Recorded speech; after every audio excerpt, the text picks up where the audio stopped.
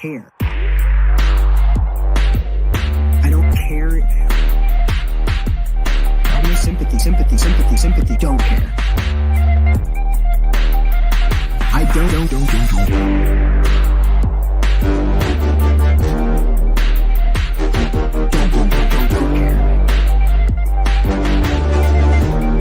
I just don't care. I'm sorry.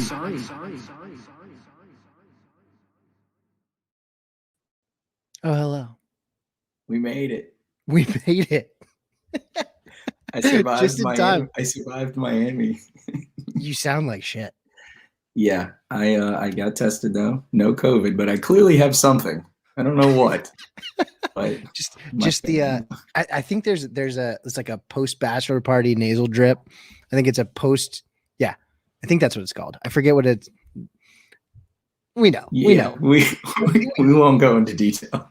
Miami's fun. It chewed me up and spit me out without a doubt. So Mike is commenting that jacket was dope. So share your screen if you can. Yeah. Or if you want to show it. I got it like in this room. I'll grab it real quick. Okay. He's got Brovid. I like that. Or Bovid. I like Brovid better though. I think that's what we should call the post bachelor party sickness. Yo, Chugs. What crazy swinger room are you in? On here. Who's behind the first minute count right now? You got the wedding. Whoever's jacket. behind that account, if you DM me on Discord, you can hop in. We can chat. Could be quad. That is sexy. Little skull and roses there. You're welcome to join us if you want to talk and like sort of debrief. It's only ever me. Yeah, if you want to debrief, if you want me to catch you up on the week or the 2 weeks that you've been gone, I will happily send you the StreamYard link. You don't have to. I'm going to send it to you in DM anyway. But if you want to join, you are welcome to. And we can talk. Lights back on. If not, then that's okay too. Oh yeah. All depending on what's going on. Feeling it. I got my coat on and lights now. Let's go. Jeez, you're just living the dream.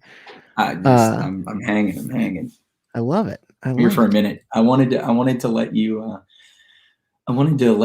kind of go off the rails about this WNBA bitch fest that was going on today that I completely stayed out of.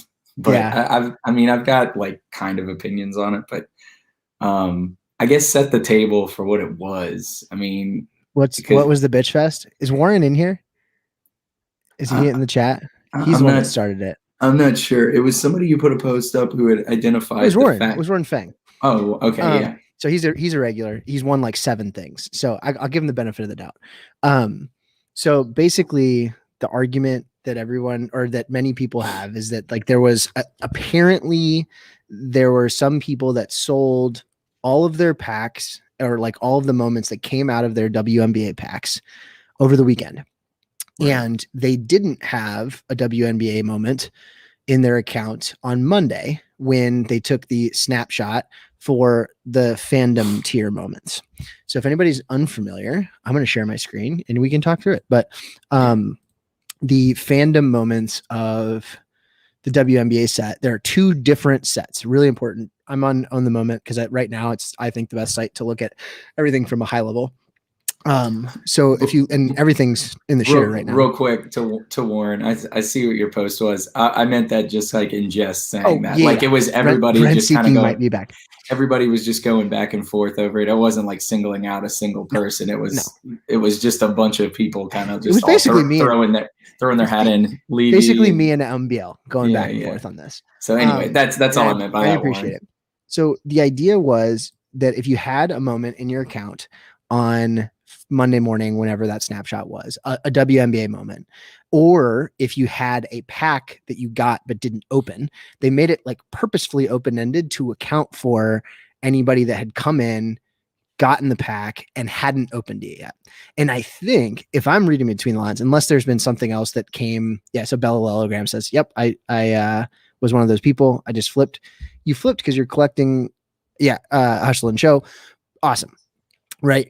So I think what happened, if I'm reading between the lines, there are some technical limitations. And we saw this with Cool Cats and the 9 Lives Lounge when they took the snapshot for the infinite objects, if you recall, there were about 50 to 100 collectors that had kept their LaMelo moment in the pack. And at that point, they took a snapshot of everyone. And because those people didn't have that, like they weren't there, or they didn't get the infinite objects, and it turned into this big thing, and rightly so. Like, I don't think they have the capability to see who has moments when they're things. So I think what they probably did, if I am guessing, having been in IT for long enough, I bet they said, all right, every single person that scored a pack is going to get one of these moments. And rightly so. So if you look at the mint count of all of these fandom moments, right? 19,474.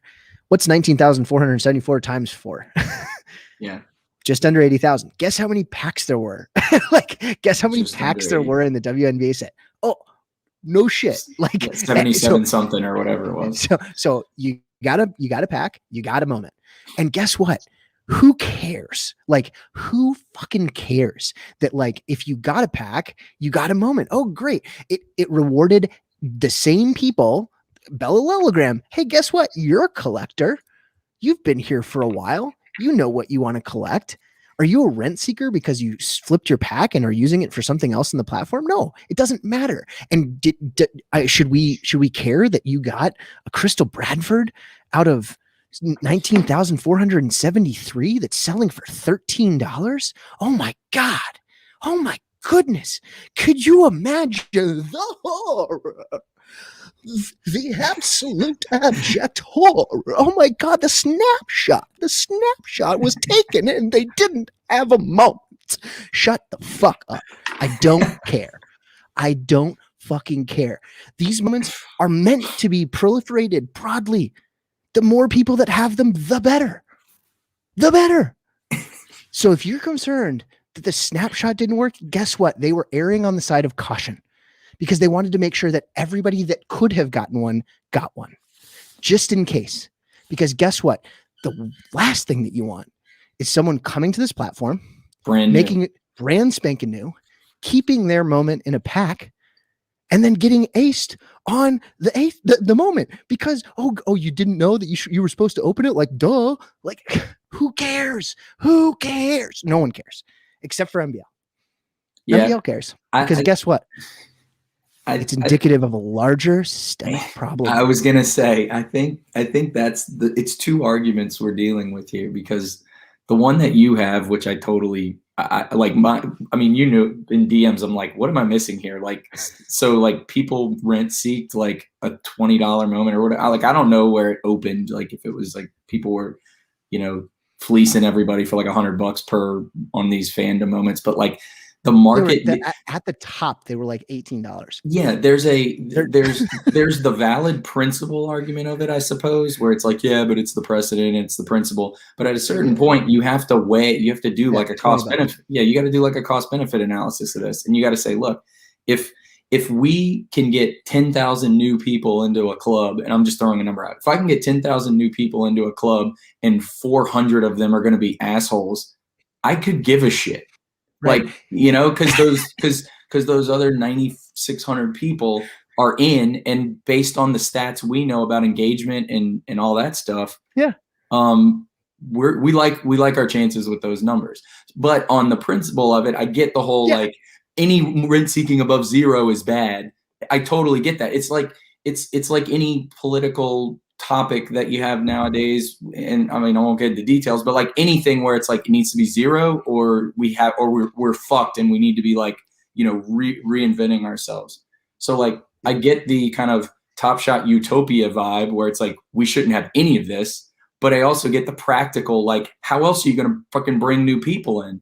Like, those are the two sides of the argument where, you know, if this was a much higher dollar situation and like real capital and real like market moving dynamics were occurring, then I would probably have an issue with it. Cause I'd say what I've said behind the scenes, an analogy is like kind of the whole pissing on your shoes and telling you it's raining. Like, if it was like major market moves were happening and Top Shot's like, oh, but look at all these new users. Like, yeah, but you fuck the market in the process. That would be pissing on your shoes and telling you it's raining. Mm-hmm. This is is just not that, right? Like it's not big enough. So. It's just not big enough. At least that said, I think it's important. I agree with you. I think it is important to recognize that what may seem like small potatoes for someone with an account that's as big as ours, like, and you know, I think I have, I don't know, 32, 35, somewhere in there, like, so $50 or $100 or $150 to my account is like not a big deal, right? And to some people it is, and especially if you're new, right? So I get that, right? It's a game of percentages. It's a game of like substantive change. But the market moving dynamics that we are talking about are in the order of magnitude of like $3 on a moment. Like, or like, I was on the WNBA nominally and percentage wise, like not. Well, no, the percentage wise, it's actually kind of big. So if you look at like the WNBA set, when it pumped up, right? Like, or, you know, with the Asia Wilson moment, right? Like the Asia Wilson moment got up to a big number and it came down, right? We knew that. Yeah. Right. But like, I can understand being potential depending on how many of the Asia Wilson moments. I think that's the one that like you might have a legitimate gripe if, let's say 80% of those went to people that are multi-accounters. Like if they open the floodgates and, you know, we can trace backwards in some way and someone will figure this out. Taylor probably doesn't have time right now, but like someone's going to figure out how many of these brand new accounts are actually like legit or not. Right. Yeah. And if that number is 80%, yeah, like totally get that, because now 80% of the supply of this, like this moment that's sexy and like the alpha of having that early allowed for people to take advantage, like significant and serious advantage of the market early on. Like if there are people that had, because I mean, it was up like way above. It was over $200. Yeah, it was like there was only like 50 listings or something. Right. I'm like, it was something silly because they were kind of rolling out really slow. This is distorted, and so you have to, I guess, you know, lesson again. But like you kind of should have known. But for newer people, when like sort of free money is going to be thrown around, you have to kind of tread lightly with all that and how that's going to.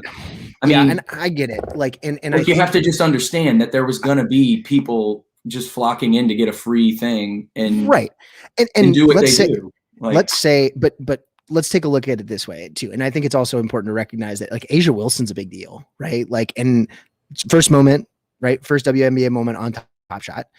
The idea was, and if we use this as a barometer or like a measuring stick of how successful this was, they minted this moment to the same number as all of the other WNBA moments. And how many are out there? Like, so if you look at it, right, the idea would be, and we can assume that the market is reflective of like the actual circulating count, or roughly speaking, right?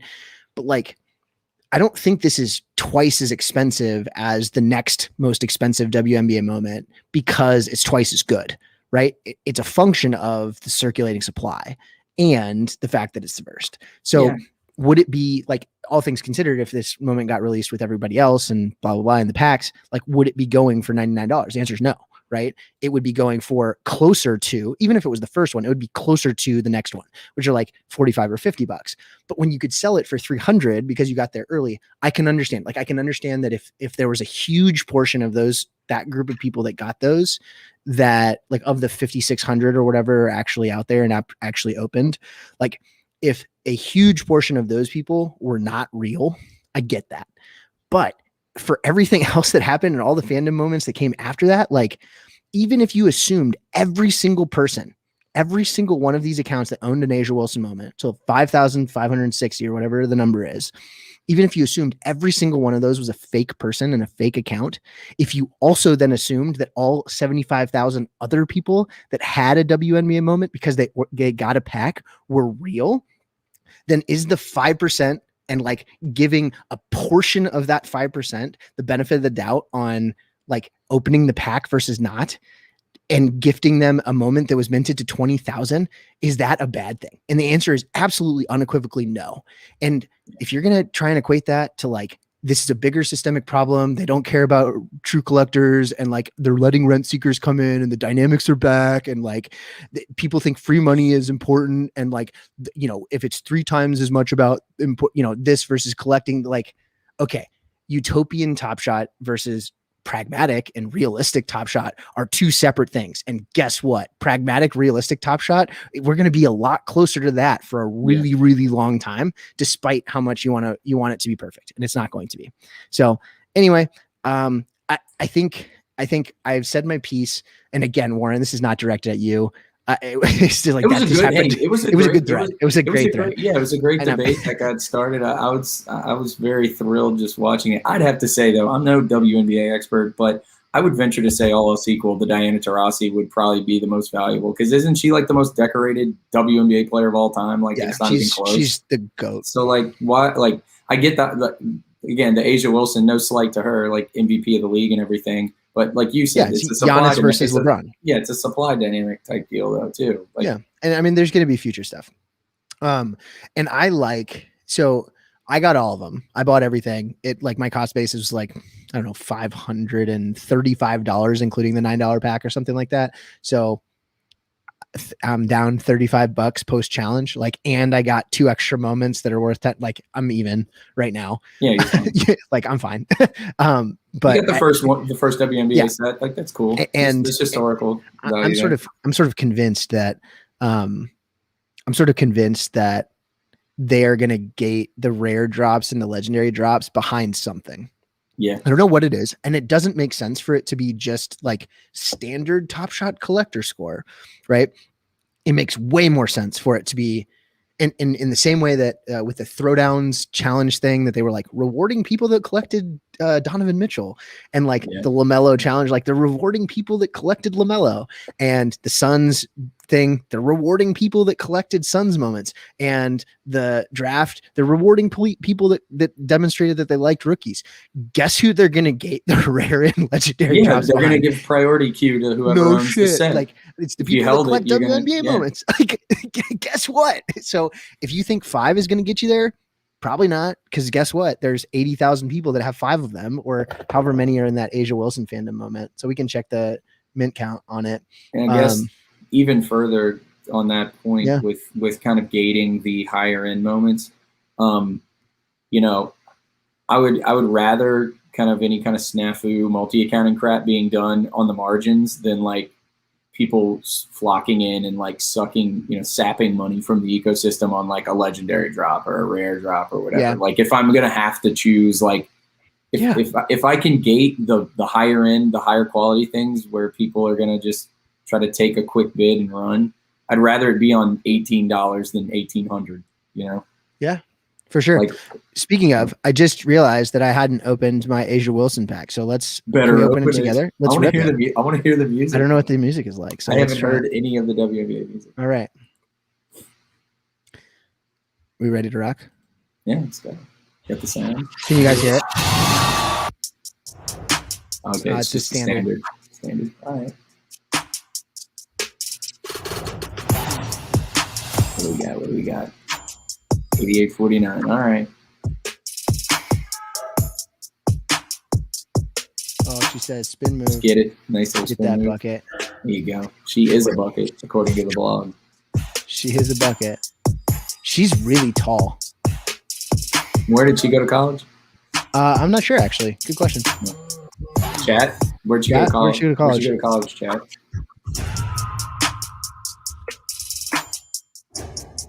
Yeah, everybody's silent. She went to South Carolina. Okay. 6'4". She's 25. Yeah. First overall pick. Yeah. Was the MVP last year. 3-time All-Star. That's pretty. I mean, I don't know how, relatively speaking, difficult it is to make the WNBA All-Star game versus the NBA All-Star game, given that there's only 12 teams. But like, being an all-star in all 3 of the seasons that you've been in the league, like pretty good. That's pretty fucking good. Pretty good. She's probably one of the best 10 best. I mean, well, I guess MVP is in say one of the best 3 female basketball players in the world right now. Probably. Yeah, I would say. There is one moment. Have you looked at any of these yet? I have not. Okay. I actually have not. I kind of wanted to pull up the Griner because it's the only dunk, right? Isn't it the only WNBA dunk? Yeah, we can look at it. There is, I think it's Kelsey Plum's moment that it is like the nastiest crossover I've ever seen. Like better than pretty much every single one of the ones in the here it is. I think it's this one. She shakes her so bad. Skirt. Like just if she the only thing that would have made that better is if she fell over. But she got her so bad. That should be a dedicated set, man. Like just a handle set where it's just like ones where like the defender just fucking falls over. That would be such a good. I mean, it'd be like Kyrie like 7 times and then a couple other people, but yeah.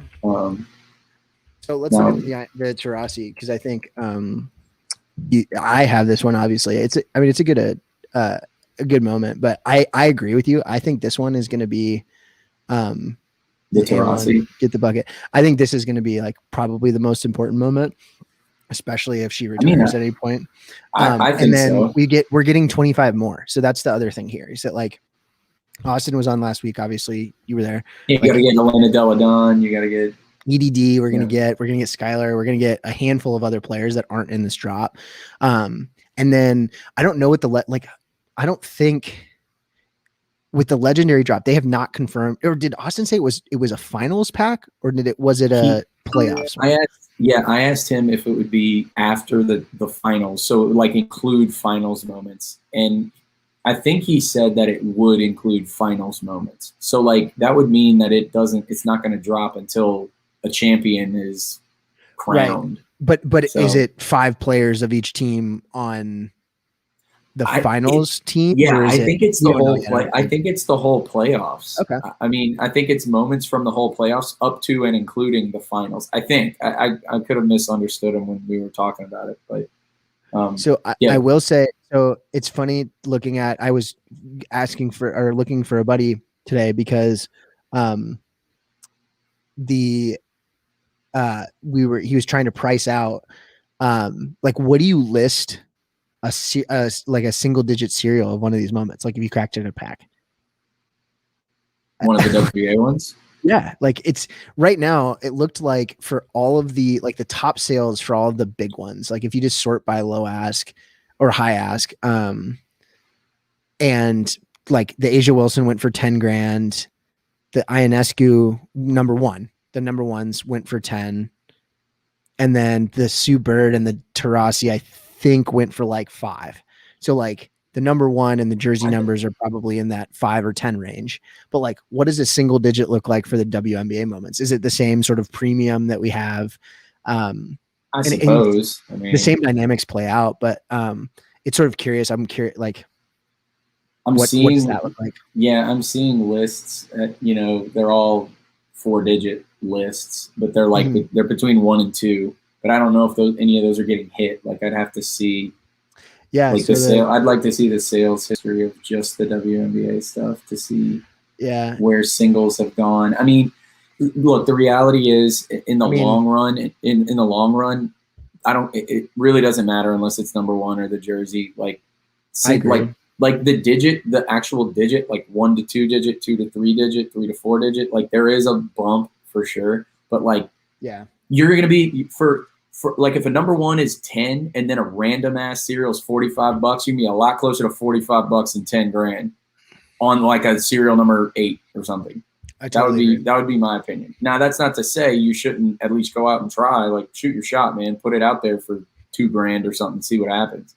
But I think that serial curve is steep as shit, basically. So. That makes sense. So I was looking at this earlier today, and the gift got a little bit of love today, not much, but I was looking at it was the Eastern Conference Finals and the Western Conference Finals things. So it occurred to me that we haven't talked about it much because it's just not been on anybody's radar. But someone in a chat thread on Twitter asked, like, what's the most underrated rare moments right now? And I was like, Eastern Conference Finals. Like That's the one. I'll stick by that. They all only have a circulation of like 250 or 275. They're You're talking S1 Series 1, Eastern Conference Finals. They say 999 on the circulation. That is incorrect. They are circulation essentially 250 or 275 per. So as rare as the MGLEs and the run it backs and the throwdowns from S1. So like every S1 rare. I know it's priced in to an extent, but in the it was really priced in the run up. And then it was really not priced in on the rundown. And I know this because I own 2 of them, and they all fell way further than they were relative to where they were when people were thinking about it constantly. So like, I think there's a lot of room. The Western Conference Finals, snooze as well. They're only minted to like 550 or something like that. Or not minted. They're minted to 1,000, but there's only like 550 in real circulation. I was going to say, my only pushback for you there, like not going to deny the supply demand dynamic, but I think obviously it'll always carry I would say significant discount to Western only because of the Laker moments. Because of the title teams. Yeah, inferior teams for sure. But I mean, if you have if you like Tatum, this moment right here, like this is reflective of 151 circulation. The true circulation on this one is like 250. So like, should it be, $400 less than the Hero? Maybe, I don't know. But certainly like you can see some of the listing values like much lower out here. So that's one of the things that I tweeted about it, that I needed to like get back into it. And I'm trying to figure the best way to pull data these days. But just kind of seeing where everything kind of shakes out set to set and stuff. Cause like we've always said, like casually, like MGLE is always massively undervalued because like the Legendary has its own like set of bidders and, buyers and sellers, and the commons are like a completely different world. And the MGLE kind of just sits there, and it tends to be, when you go by, like the implied cap type stuff to try to normalize it all, it always ends up being the cheapest, almost like just across the board. It seems like it ends up just kind of getting overlooked. And I've always been curious to like where we stand sort of now after this like little mini pump, like off season, move, like what's worth really looking at this point, across like common to rares to legendaries, like what's looking rich, what's looking cheap. Yeah. The interesting part, so like looking at Series 2 MGLE, so they first came out in the hollow icon packs, right? So the first hollow icon pack was the first MGLEs, and then everything shot up, right? Because all this. But like, if you're looking at where we were versus where we are, right? Like you sort of trace backwards, where were we? Like this was just after the immediate plateau in that March timeframe. So like All-Star Game weekend, right before everything took a shit. Like we're sort of back to that. Like, and I don't know if you use this as the barometer of it. And it certainly has some, like this dynamic is affected as well by, like, I think there were new moments that came out at various points throughout this, like the sharp increases, I think, were around the actual drops themselves, for like the new moments within them. So like, they shot up in value, but if you assume that the market caps here are like the same pool of money from the same pool of people, like split amongst the stuff, right? Unless there's massive amounts of new users, like how many of those are, or like how close are we to back, right? Back, relatively speaking. And I would posit that like we're probably in the stable form, like the stable form of the economics that should have been there in February and March when the interest was high. Yeah, we're as back as we probably should be. I mean, I said it last week and I tweeted about it. Again, need to refresh on the info to get like more up to date. But the fact that you had average prices going up and median prices not moving, that's the sign of like stable improvement, basically, because it means the floor is sufficiently satisfying the I don't want to say bottom feeders, like collectors or bottom feeders, but like it's sufficiently satisfying the like low end collector, but then the quality moments from a higher end collector can actually appreciate, or I guess more money can be put there without completely tanking the bottom as well. like the fact that the bottom can still stay like, you know, $7 or whatever and not go to like $1, you know, median, and the average price can go up. Like that's a really good kind of like technical that you'd want to see. And so I'd hope that trend is like continued, or maybe it's flattened a little bit, but you know, as long as it hasn't gone down, I'd say that'd be okay. This makes me really laugh though. The fact that like there's only one $3 moment and it happens to be the one player that's getting paid by Top Shot. Oh really, Josh? Oh yeah. that's brutal. Really the one moment though that I like to look at, because you were looking at MGLE to kind of like get an idea like where we are. It's all for me. It's the LeBron no look 3. Like you just kind of see what that is, and just sort of that can give you the best gauge, because it's like it's obviously not like a base level entry point, but it's a level where a lot of people pulled them in packs. A lot of people bought at various different points. It's a kind of unquestioned moment quality, player quality. So like there isn't any kind of like externality with it. Like it's straight up, this is like the most blue chip of blue chip type moment you could get. And so like you look at that, it's like, yeah, we're up a little, but we're still a ways. Yeah. But that's kind of the one I like. It was down into like the 150 range, I think, at the like in the dog days. So I mean, it's up double since that. I mean, this is all skewed because this number. Right here, yeah. I mean, it got up to over $2,000, right? Which is stupid, crazy. Yeah, so crazy. Dumb. This is where I told everyone. Right, hold on, wait for it. On the First Mint live stream, which was like on February 6th, I think, I said, why are you selling these for $94? You idiots. You dum-dums. Why are you selling these for $94? And then it just went. Yeah. Just like, you know what that looks like? Looks like rocket dots. Oh my God. You want to look at the rocket dots real quick and see where they're at? Sick. Greg and I are going to throw up now. So for anybody that doesn't know this, I can say it. I can say it. My mistake. It's not. I mean, I wasn't at the controls actually, but long story short, Greg Murray and we both went in halvesies on the currency. Like we both applied, and we were like, whatever happens, we're going to split it 50-50. If we end up with 2, 1, whatever. So he's the one who got it. And he had it, and we moved it over to OpenSea. And when it was kind of lingering around or whatever, we had it listed at like 4.9 ETH. And needless to say, you know, we're both dads with kids.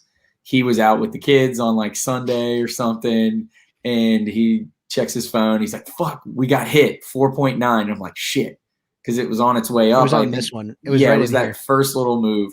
And we were both like, man, I've never been so pissed to make, 4.9 ETH in my life.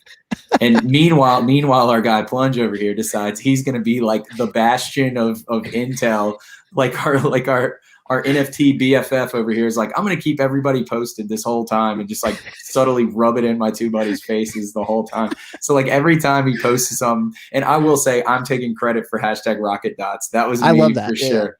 And I give that to you as a proud holder.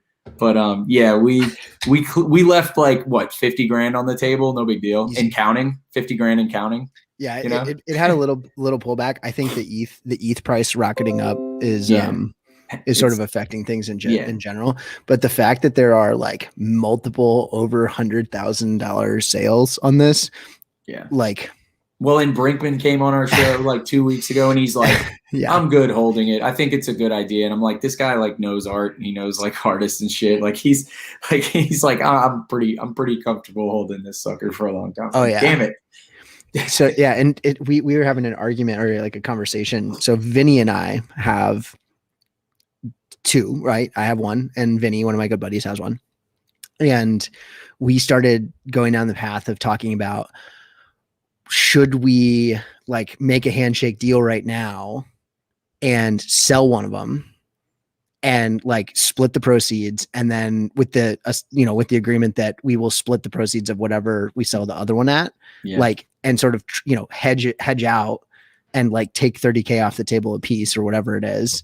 And just listen to yourself, man. Like, and then hold the other one, because guess what's not going to happen.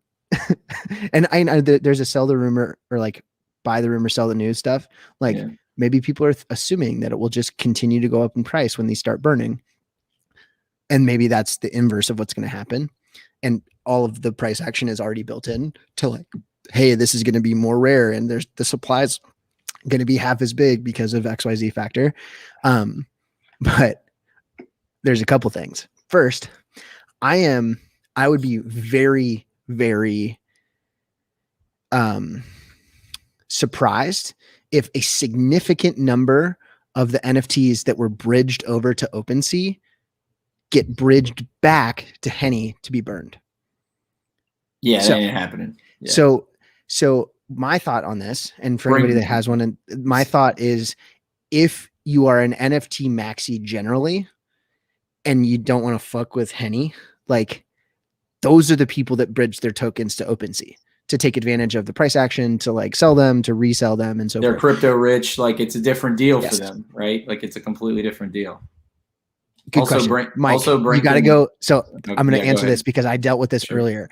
There, you have to, like, when you get to that page, you actually have to go in the top left. There is a thing, and then you have to click account. And then in your account, there is a little button that says connect MetaMask. It's very confusing. It took me a minute. I was saying Brinkman said he's holding the NFT. He's not doing the physical. The thing that I was like, in terms of like long game for it, and obviously I don't have a dog in the hunt anymore, but I would be thinking like, what's the most expensive Hearst physical that's ever like sold before? Like, has he had like a $50 million painting before? Or like $100 million painting, or, you know, like, because ultimately these are like, there's 10,000 of these. Like, I know they're all different or whatever, but like there's 10,000 of them. So it's like, I am some curious. Of his like, if you buy a dot painting right now, like he has them out there. This is like not a new project for him. Like he paints dots. They're like 20 grand for bigger pieces though. So 20 grand for a physical. But the ability to buy that, like, supply is so low that, like, sure, access is your biggest hurdle there. Yeah, that's kind of what I was saying. Like, basically, what is the realistic like market cap of these things? Like, should they all be worth like 100 grand a piece? Like 10,000 of them at 100 grand a pop? Like, is that real? Like, should one be $1 million because it's got a 10-word title? You know, like, I mean, when you think of how stupid some of the other shit that like is out there. Oh, I know. I mean, okay, so art blocks, good example, right? Like the art blocks projects that are out there and that exist. Some of them are going like the highest end, the rarest piece for an art block drop that might have a supply that's like 1,000 or 500 might be like hundreds to thousands of ETH, right? Like there was a Fidenza that sold for what? Like it was like $3 million or it was like 1,028 ETH or something like that, which is like $3 million, right? So like the rarest Fidenza, and I don't know what's the supply on Fidenzas. I don't even know. I have no clue. But not my world, man. It's like, yeah. And totally Justin, I see your question. Would you trade your digital for a physical to diversify? For me personally, no. There's a couple of factors that play there. Number one, and I'm intending to keep it as an NFT and then probably sell it or hold it for long-term appreciation. In theory. Yeah. But there's a very real world application to being able to like get out of debt or buy a car, or like having fake internet money and like being able to do fake internet shit with fake internet money is like cool. But you know what else is cool? Like not having a mortgage. Yeah. Like putting your kids through school for the rest of their lives. Like, right. So, yeah. And that's like life-changing money for a lot of people. And the same thing holds true with like Bored Apes and punks and all of these things that like, yeah, it's cool to be able to flex a digital Rolex, but like, you know what I don't need? I don't need a fucking digital Rolex. Right. You know what's cool? Not having debt. Hey, look, you go outside, the graphics are great when it's real life. Just reminder to everyone, the metaverse is cool, but the graphics are great outside as well. Yes, for sure. That said, I think that's very smart. And Justin, interestingly, I did some analysis when I wrote that tweet thread a while back because I was super curious, right? Like we see all these avatar projects, these PFP projects. Let's pick one randomly off the top of your head. Avatar project. Cool Cats. Cool Cats. Totally easy. Okay, so Cool Cats NFT has 4,400 owners, or I should say 4,400 individual wallets that own a Cool Cat, right? Yeah. And if you ever want to know how this works, you go into the contract. You go into, it's not properties, it's details. Dude, I think I've got to do. Well, I'm going to be listening, but apparently in the Subducks Discord, Frankie Nines is drawing he's drawing the piece that my son won for the Subduck contest. He's like doing it live right now in the Discord. I need in to the Discord. Bring him on. I need to I need to see. I need to find it. The Discord is so huge. Bring him on. We can have. I don't know if I could bring him in because he's like doing it for like. Tell him to come on the stream. There's only go on. I'm just gonna be like. So if you want to see, if you're ever in on OpenSea and you want to see like who's the biggest bag holder of this thing, or like how many wallets are there and how many do they have of each one, if you go on OpenSea into like an individual page, you can find a contract address. This opens up the contract on Etherscan. And this is the contract by which all of the tokens are minted. The tracker for that token is usually on the right side. So this one's called Cool, but it could be anything else, right? And this token tracker will show you, if you click on this holders tab right here, it'll show you how many wallets and how many they each have, right? So like for Cool Cats, there are a handful of wallets that have over 100 Cool Cats in them, right?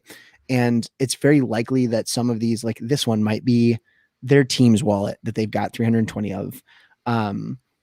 But there's some people like fartlord.eth that's like got 83 Cool Cats, and guess what? Cool Cats floor is 5 ETH right now. So like that's 400 ETH of Cool Cats. Like it's an exceptionally larger sum of money in many of these cases. Psyduck, Unknown, Elu is I'm pretty sure that's one of the guys on the team. Dingling's got 28 of them. Shout out to Dingling. Klon artist only has 22, so on and so forth. So I did the same thing for the dots for currency, both on Henny. So the Palm network is where the rest of them are held. Sort of like how Flow, like with NBA Top Shot, is built on Flow. Like the currency is built on Palm. There just happens to be a bridge between the Palm network and ETH mainnet. So there's 10,000 tokens, and between Palm and Ethereum, there are over 8,000 unique wallet addresses that own a currency painting. So, Chugs, I know you're not paying attention, but if I told you that, if I told you that the unique owners of the currency was twice as many as Cool Cats, is that a good thing or a bad thing? The unique owners of there's over 8,000. There's over 8,000 unique wallets that own a single currency token. I would say that the unique ownership thing would be I guess I'd say it's a good thing. I think it's a great thing. Yeah, I think it's a good thing. Because guess what? Bags are diversified. Bags are diversified. And yes, there are a handful of people that have a lot, but there's only like 20 total wallets that have more than 10 tokens each. And a couple of them, it's very evident on the Palm network, at least, it's very evident that they are owned by the project. They're big round numbers, like 1,500 of them are still in like a single wallet. So it's really hard to sell if you only have one of them. You're absolutely right, Stereo. So it's super hard to sell, whether it's the NFT or it's the physical print. So what's going to happen, in my opinion, is that there are going to be a ton of people that redeem these for the physicals, because those that don't want to hold them for the physicals and are planning to use them as an NFT, like who's flexing their fucking Palm wallet? No one's flexing your Palm wallet.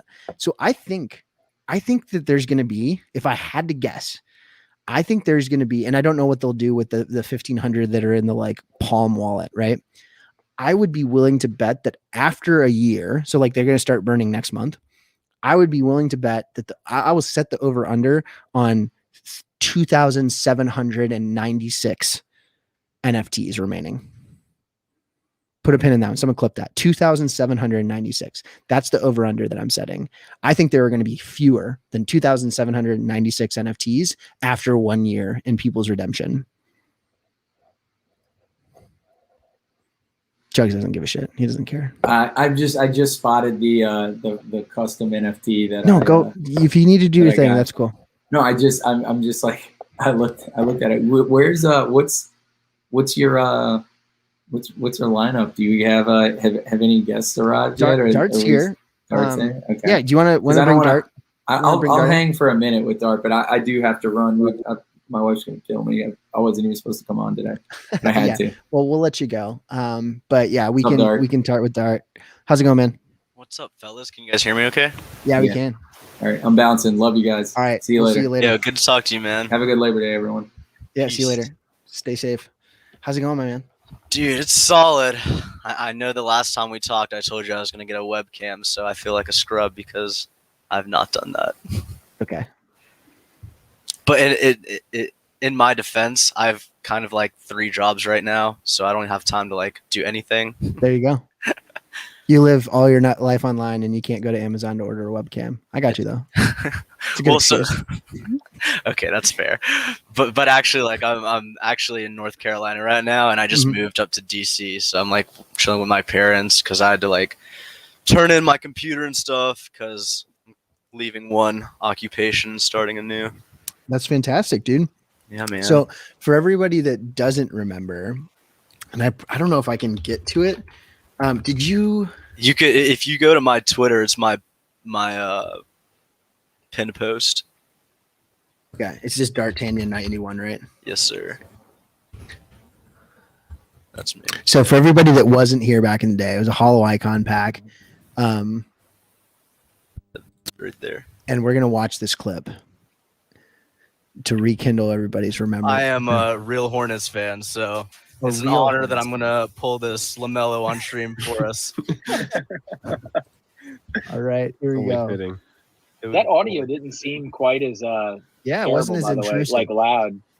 So where should I start, boys? You know what? We're going to Leroy Jenkins.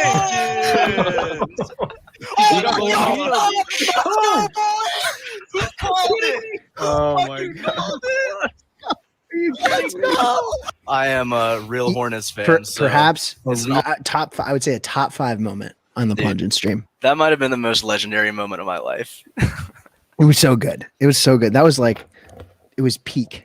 It was peak for sure. And it was in the middle of like shit though, because I mean that was the Hollow Icon drop that were like right in the middle of everybody in shit.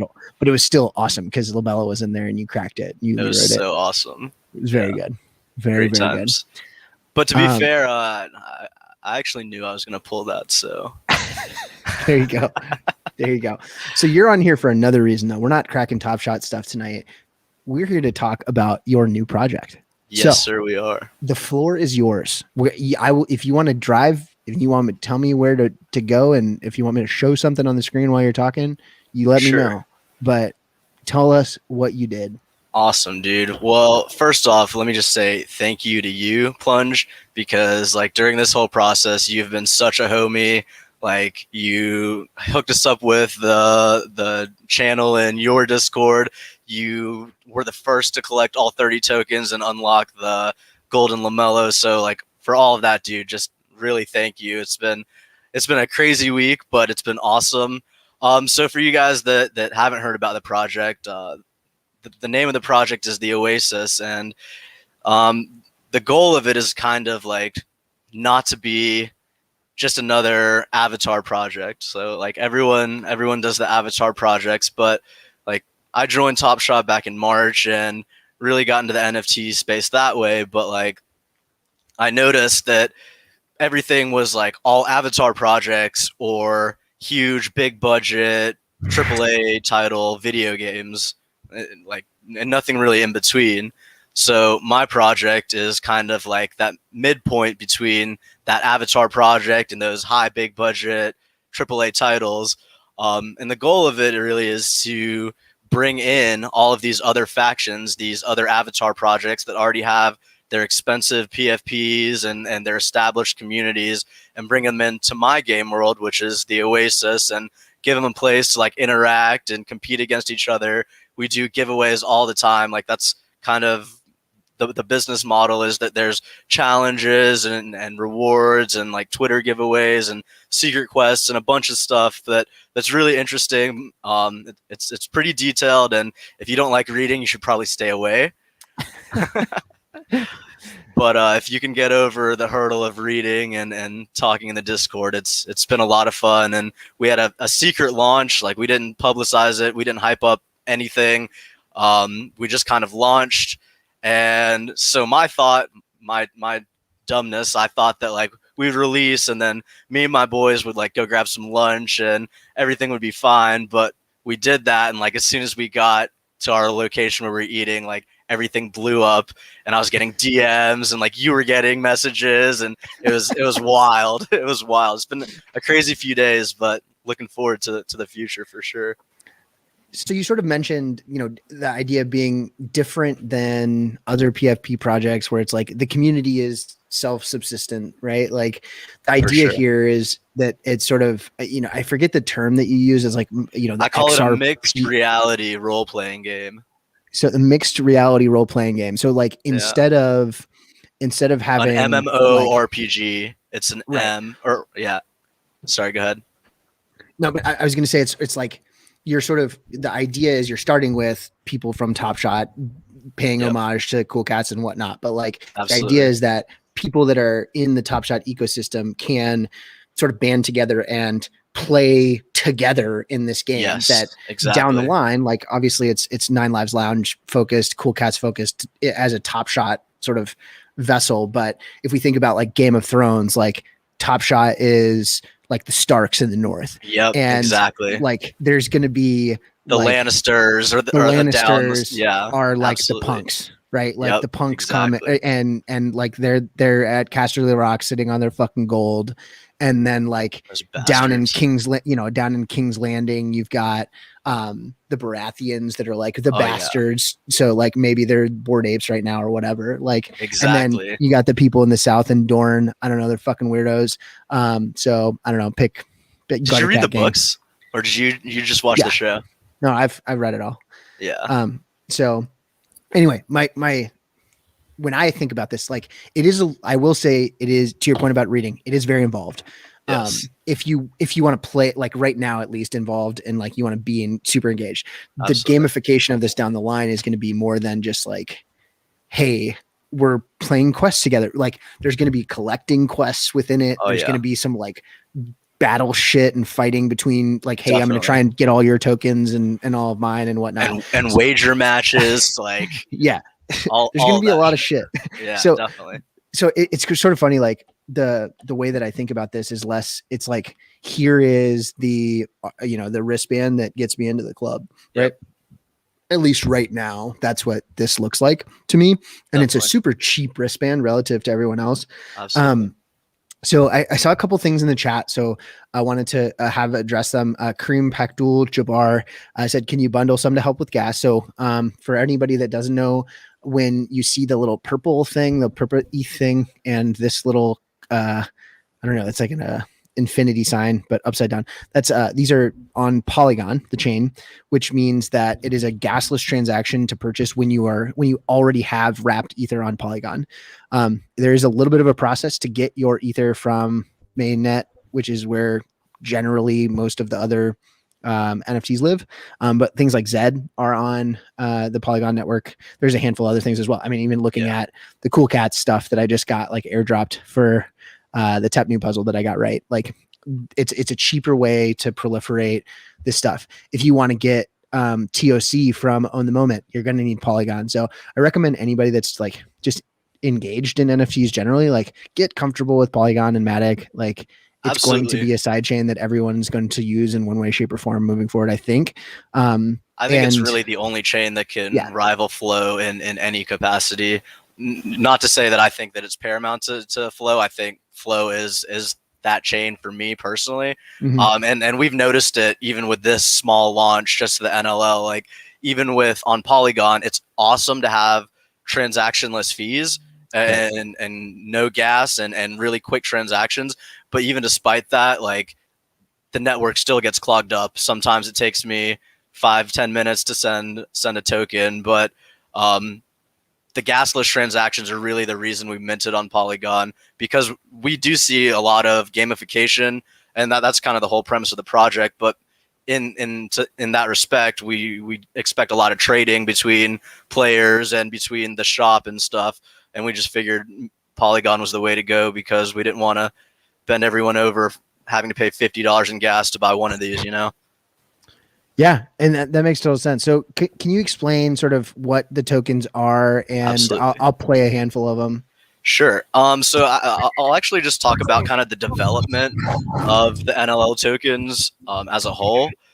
So a lot of people probably don't know this, but I approached you a few months back with the concept of doing like some NFTs specifically for the 9 Lives Lounge. And this was before Top Shot had their NLL and before they really even adopted it. And this was even before Cool Cat's avatar project was launched. I came to Plunge and had kind of an idea to use some tokens for the NLL. And at that time, it was an avatar project. We were thinking about like all the jerseys that you see being one of the traits, and then having different cool cats like lions and tigers. Yeah, all of that. Yeah. And doing another avatar project. And I'm glad we pivoted.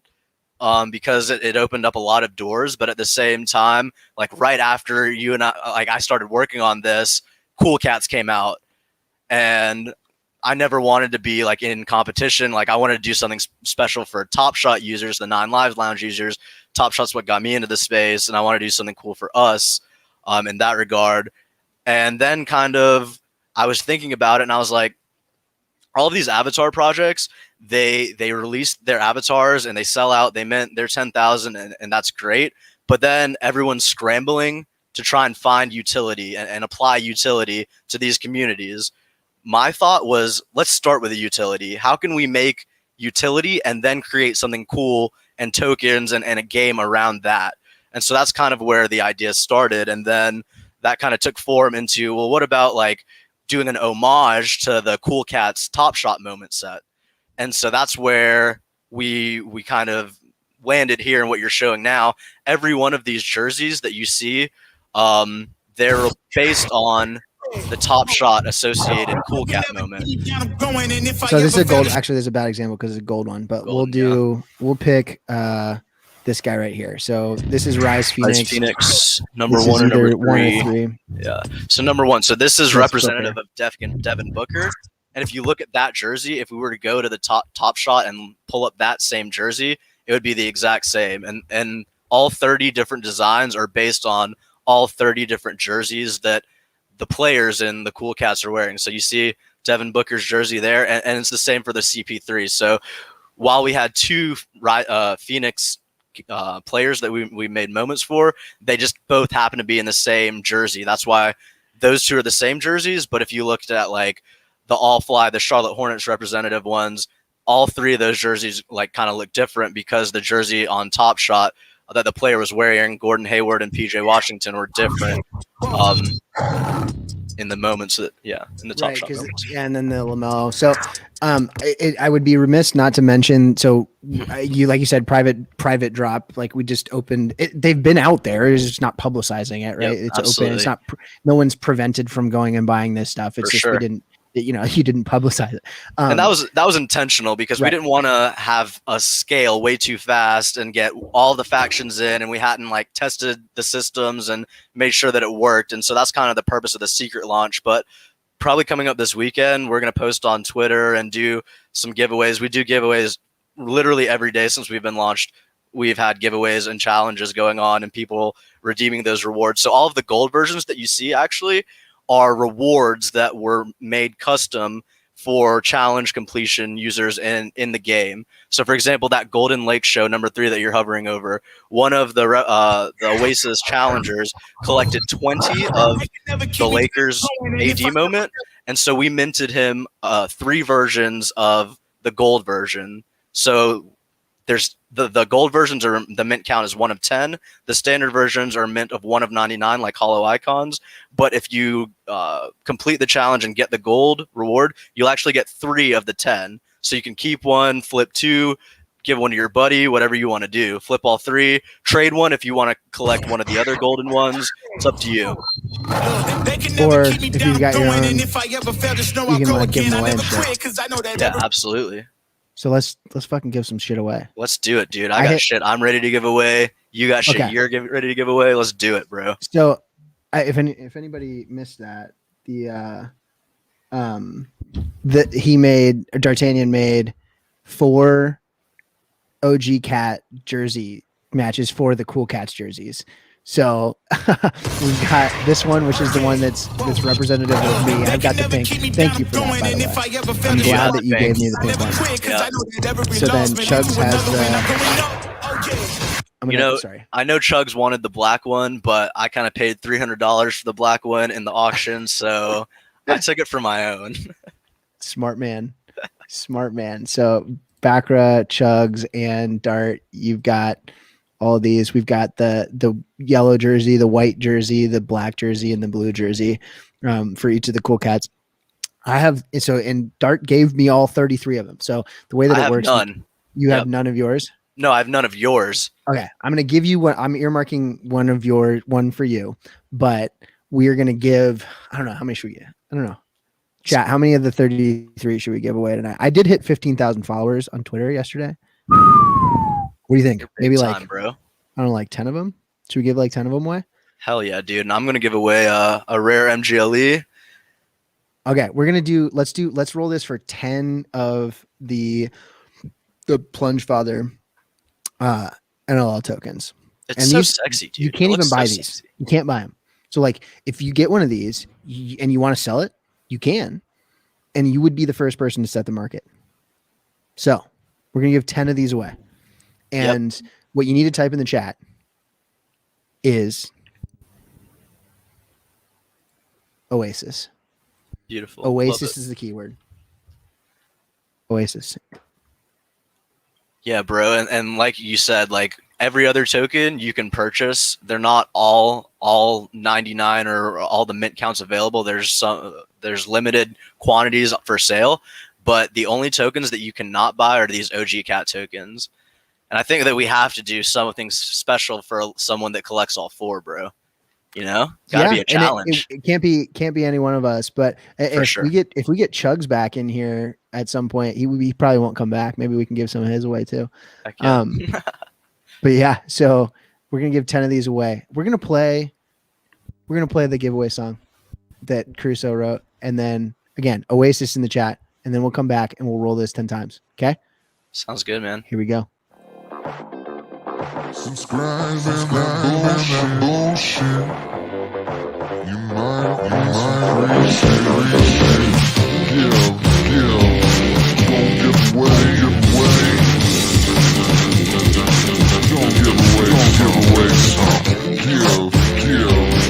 Don't give away some. We gon' give away some. It could be you. It's probably not. And if it is, I smell a box. Rigged. Shit is rigged. Rigging jobs.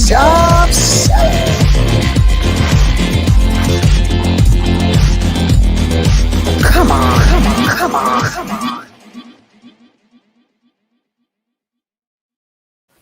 All right, here we go. First winner, Cannabis 420. Cannabis. I recognize that name. Yeah, man. He rolls in the Discord deep for the Oasis, so I'm happy for that guy. So everybody that I roll, you are responsible for sending me your ETH address. Your job is to send me your ETH address. I don't want it. Hey, Plunge, this is my ETH address. I want just the ETH address. Just the ETH address. Because guess what? I copy paste that into MetaMask. Okay. So don't give me this like blah, blah, blah, blah, and then ETH address. because then I have to like copy it and like clip it out. Cannabis. Send me your address. Let's roll it again. BGC 0614. Same thing. BGC. Let's just keep rolling. BGC, you're number 2. Number 3, Schmitty, KC, all 9 Lives Lounge guys. Love this. Love this. Let's go. Schmitty, KC. All Love right. it. Rolling it. Mint Sniper, also 9 Lives. Maybe the whole stream is just 9 Lives Lounge guys. Someone must have posted in there. Mint Sniper, you're number 4. Top Shot Ace Q. Top Shot Ace Q. Nice job. Is that 4 or 5? Cannabis, BGC, Schmitty, Mint Sniper, Top Shot, Ace. Okay, 5 more. Here we go. NBA Top Shot Blazer. Nice. You're number 6. Number 7, Zwish 54. Zwish 54. That was 7. 8, The Stereo. The Stereo. Number 9, Rudy Growbeard. Nice. Rudy Growbeard, number 9. And Solid Ricey Games, I'll give you one of these if you send me that Penelope that has a plunger on it. I'll trade you. All right, last one, Range Baller. Nice. Again, everybody that won, your responsibility. Discord or Twitter, send me who you are on Twitch, first message. Second message, what your ETH address is, and I'll get these sent to you. And you said you wanted to do something too? Heck yeah, dude. We got a MGLE. I'm going to give away. Let me see. Oh, snap. Which one? D'Angelo Russell. Ooh. Rare. Let's take a look at it. You know that I don't come on your stream empty-handed, man. Never. Never. You've been on a handful of times now. It's been like 2 or 3. $100 moment. That's what's up. All right. So we should make everybody write a different keyword though. So just to make sure that we're not. Oh, that's a bucket. I don't know that I've seen this moment. Nice moment there. Heck yeah. D-Russ. All right. So what should we make everybody in the chat type? NLL. Everybody in the chat. NLL. So that's a good point to touch on the project a little bit more. Because we kind of are bringing in all the other factions to receive rewards, if whether that's you do the secret quest or win the giveaway or whatever, you have to actually have your associated factions token. So like for the NLL, if you don't have the LaMelo Cool Cat, you could buy one of the NLL tokens in the Oasis shop, and that would be like your wristband, as Plunge calls it. But you don't need it. Right. Like you can have any one of these, and there's obviously like a lot of them that like this one I think is the what's his name? Derek Jones Jr. Yeah. Derek Jones Jr. This is from Cool Cats 1, Portland. Like there's 81 of these left. Only 20 of them have been purchased. Yep. So you could go do that. The only one, and I don't know if Mr. X is still here, but Mr. X was smart. Mr. X decided that he was going to buy 40 something of the LaMelos right away. And it sold out like very, very quickly. So within 2 hours, all the LaMelos were gone. Yeah. So the LaMelos, there are, I think, 82. nine or 82. That's right. Because this was the one, every other one is 99 except for this one, because what's the math? So 99 times 29 is like 2871, and then plus 82 is 2953, and 2953 is the mint count of the Cool Cats LaMelo. There's layers to this shit. There's layers. There's so many layers. It's like a fucking tiramisu. It's just layers to this shit, dude. I love it. I thought you were gonna go for onion. Tiramisu is way better. Tiramisu is tasty and delectable. I do like onions though. Big onion guy over here. All right, NLL, let's roll it. For the D'Angelo Russell. Kareem Packle-Jabbar. Kareem Packle-Jabbar. All right, Kareem, we need. Can you send us? You just DM me or send your Top Shot username in the chat right now if you can, so that I can just DM it to D'Artagnan. That'd be awesome. And thank you, everybody that has subscribed. I don't know if anybody did that today, but Bakra, it looks like Bakra gifted 10 subs at one point. Thank you for that. Kareem, hit us with your Top Shot username in the chat so that we can get it to you. So other things with this project. So you mentioned like the idea is that we're going to bring other factions. Oh, actually but like you guys. Oh no, you're a part of this, man. You're I feel like I'm getting dragged yourself in the story. Oh yeah, there's no turning back now. Like you have your own tokens. Like you're in it, dude. Yeah, it's the best part about this whole thing is like people on the surface, this may look like I'm heavily involved. I've had like 2 10-minute conversations with D'Artagnan about this. So I'm not that involved, but I appreciate the nod. Dude, what's funny is that like we have these secret quests going on and stuff, like people trying to figure out these riddles and stuff, and they're like trying to like tie you into it, and like they've been stalking me, and it's crazy, dude. It's madness in the Discord. But yeah, Kareem, just send us your Top Shot username. That's all you need. Yeah. Oh, that is your ID. Kareem Pakjul Jabbar. Okay. Cool. So Dart, you got that. Kareem Pak Yul Jabbar. Kareem Pak. Cool. Tight. Which is awesome. So highly recommend if you're looking at this, like a couple other things to call out. All of the names of them. So like Nine Lives Lounge, all fly. This is the Twitter hashtag for the Hornets. Yep. So like you can kind of work backwards from there on all of these, but they all match up with the jersey numbers more broadly, which is cool. So for sure. Anything else like, obviously I can send out the Discord link right now to everyone. And so that anybody that wants to can join. Any recommendations on like, I know that there's been a handful of like technical issues with purchasing and stuff. Anything that you can kind of share that's best practice, things that people should know and so forth. Definitely. So there have been a couple OpenSea issues, not with like anything that how we minted it, but just with OpenSea itself, it can be kind of buggy.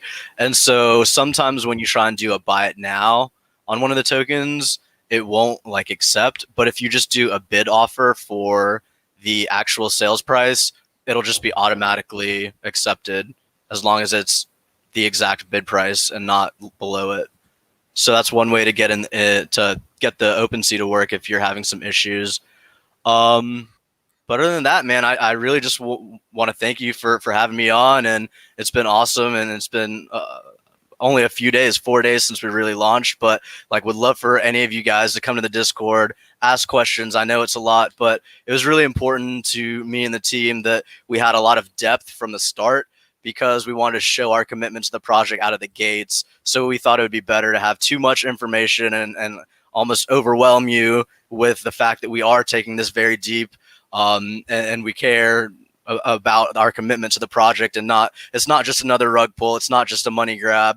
Mm-hmm. We're not in it for the money. We're in it to do something cool and innovative and move the space really. Like the project is, like I said, kind of the interim point between those Avatar projects and those AAA titles. You can win rewards. You can win monetary NFTs that are worth real value. You can win Top Shot moments. We have a Top Shot giveaway going on right now in the Discord. All you have to do is finish the tutorial and like the giveaway post, and you'll be entered. And we're doing that kind of stuff every day. So it's really fun. And there's the community has already been super helpful. So if you guys have any questions and I'm not in there, feel free to DM me. But if I'm not in there, there's definitely a ton of people that'll help answer anything that you might have. Awesome, dude. That's great. So I did send that Discord. And if you have anything else, hit them up, Twitter, Discord, wherever you got.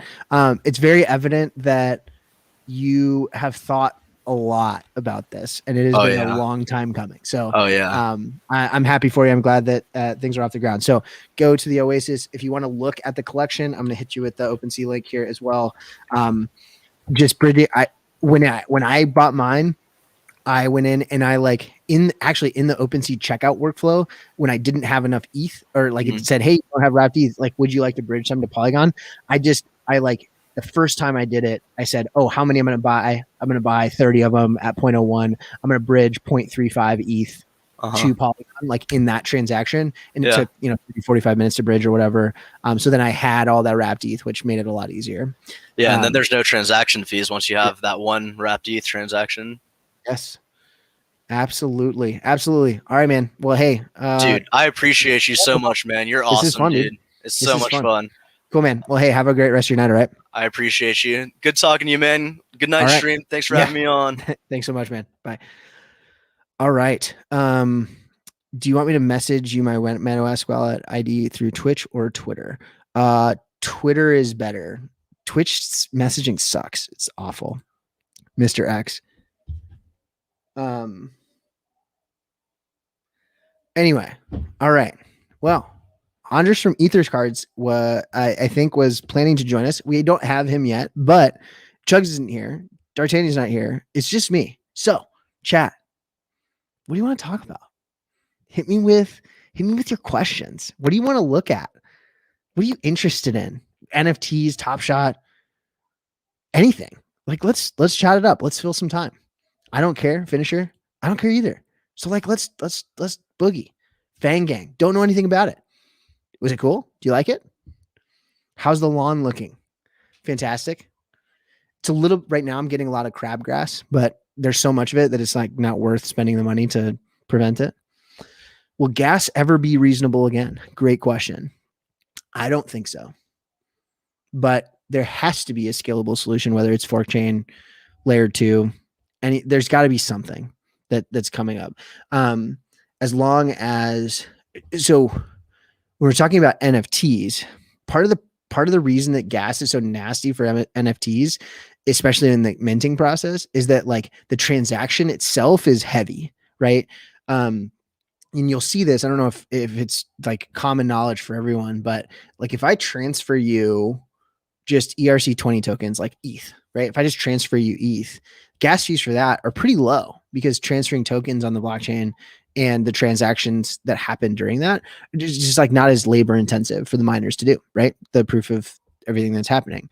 But with the minting contracts that has to run through however many lines of code, right? That gets expensive because it needs to process a lot of information. So it's far more expensive gas wise to do those things and make those transactions on ETH, on the ETH network. So it's a pretty, like, it's not a singularly local problem, but it's far more like heavily felt in NFT stuff because it's heavier workload for the chain. What else? Supposed to solve it. Yeah. Who knows if it actually is going to. US Open tennis betting. I don't know anything. We did do our plungers. We do a fantasy thing for the US Open. And I just like did spray and pray. I didn't even in check. Like, I don't know who I picked, men's and women's.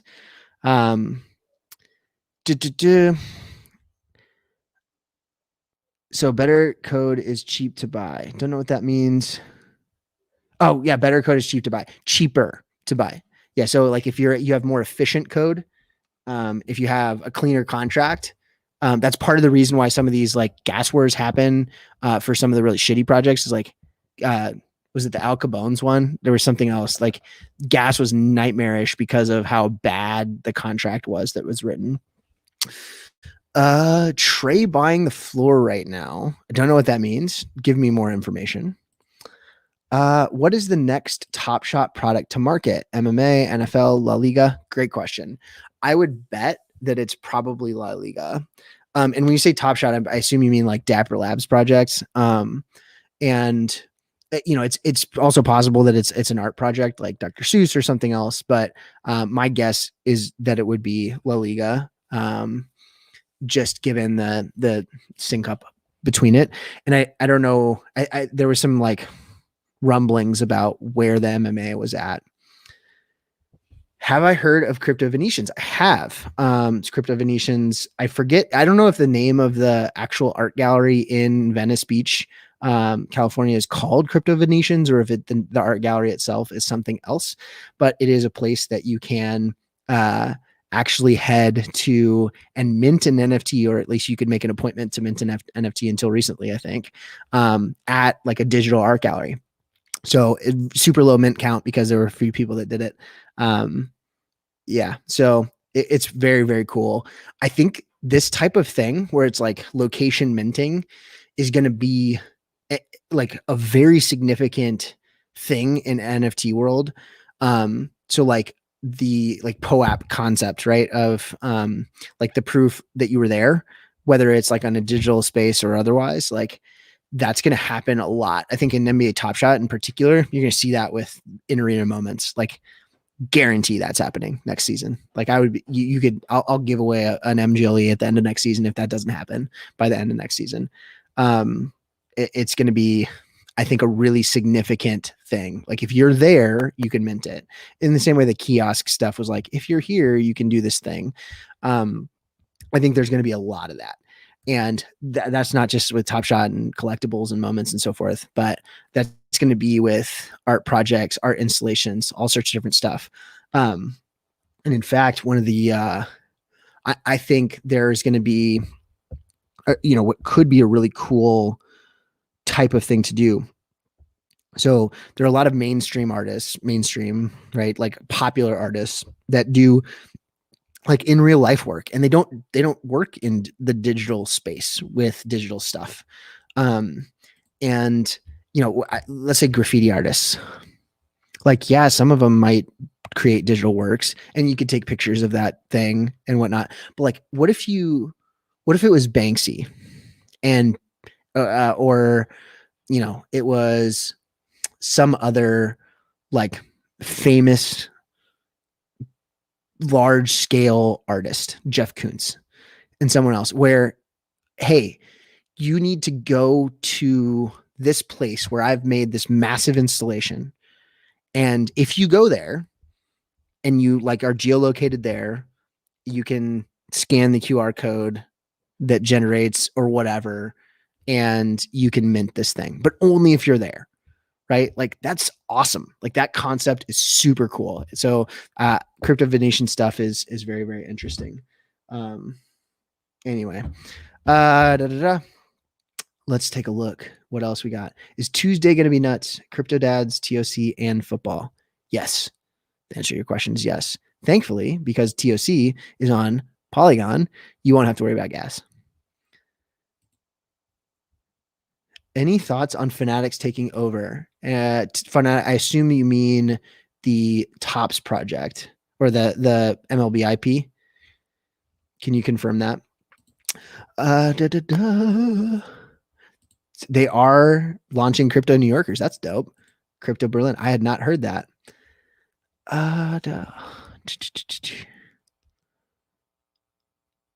What else we got?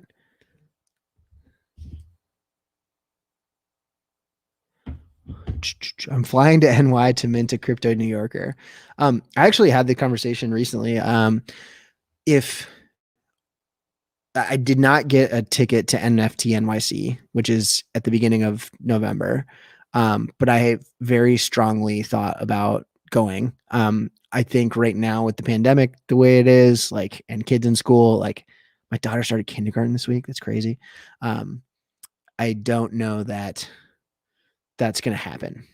Geocaching. Yes. A million times yes. Would love this. Someone make it happen. If you're into, someone DM me. This can be my project. My wheels are turning. I'm going to hide something somewhere. And I'm going to make a geocache about it. This is it. Snooze. We nailed it. Let's DM, because this is what's going to happen. We're going to create a geocache. It's going to be the first NFT geocache. It's going to be a we're going to need a better acronym. It's going to be somewhere. And what you're going to be able to do is, if you go find that geocache and you're successful in your quest to find that geocache, you will be able to mint. You will have the necessary components to mint the NFT. So maybe it's like there's a, in the smart contract.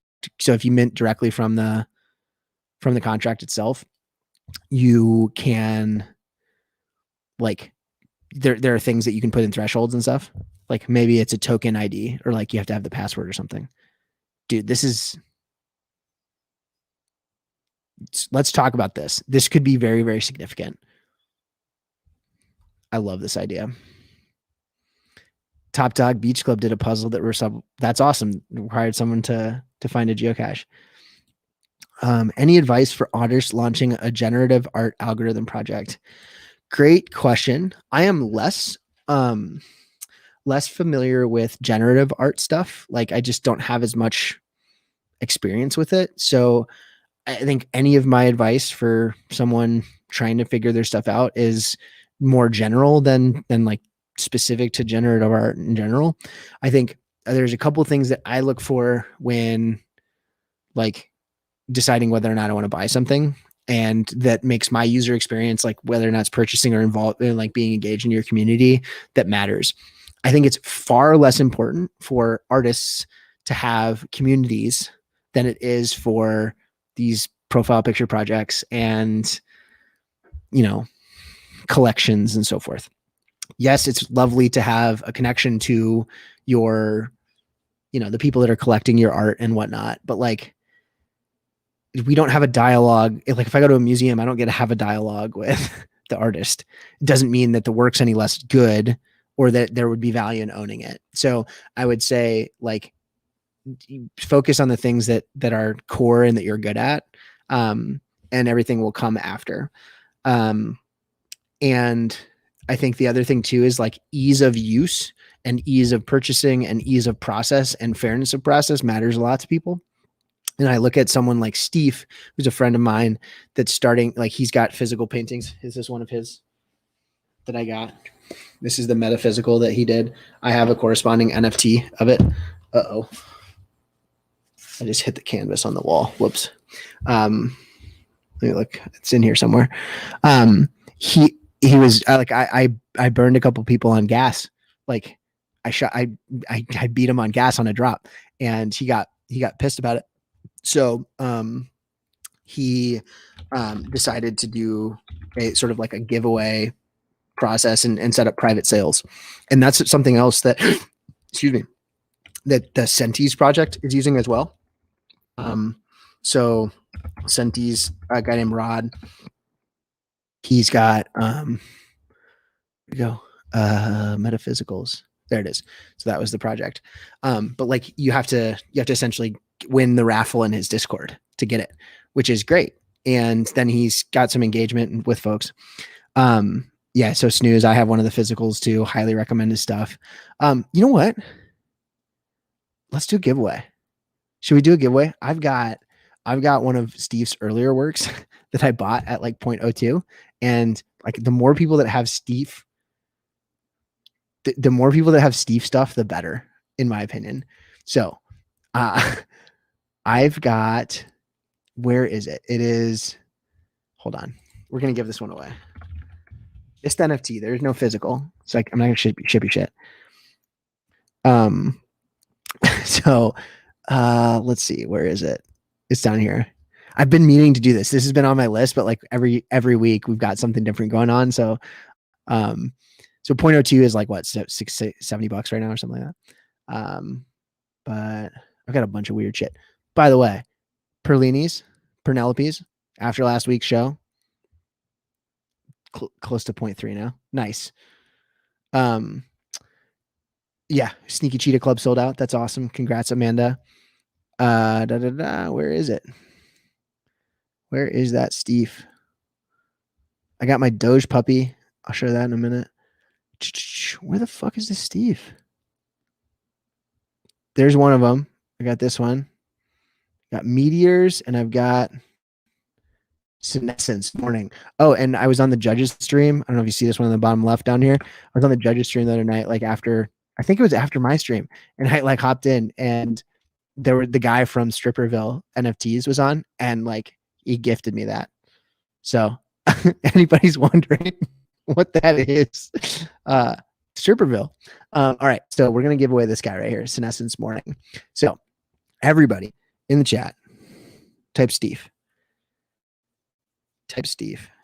STEEF. We're doing a Steve giveaway.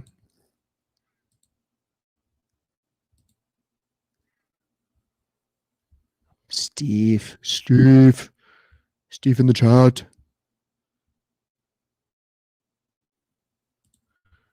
Steve.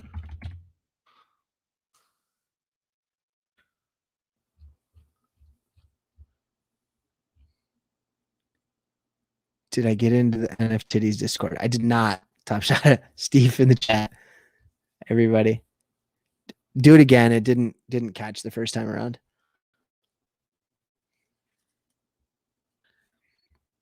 Sounds very not safe for work. I would agree. Yes, it does sound very not safe for work.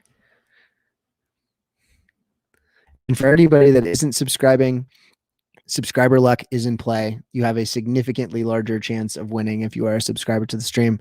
Much appreciated a backer party earlier for gifting subs. You can still win if you aren't a sub, but it does in fact help you out pretty significant amount. So, all right, we're going to roll this. Ready and go. DLT006.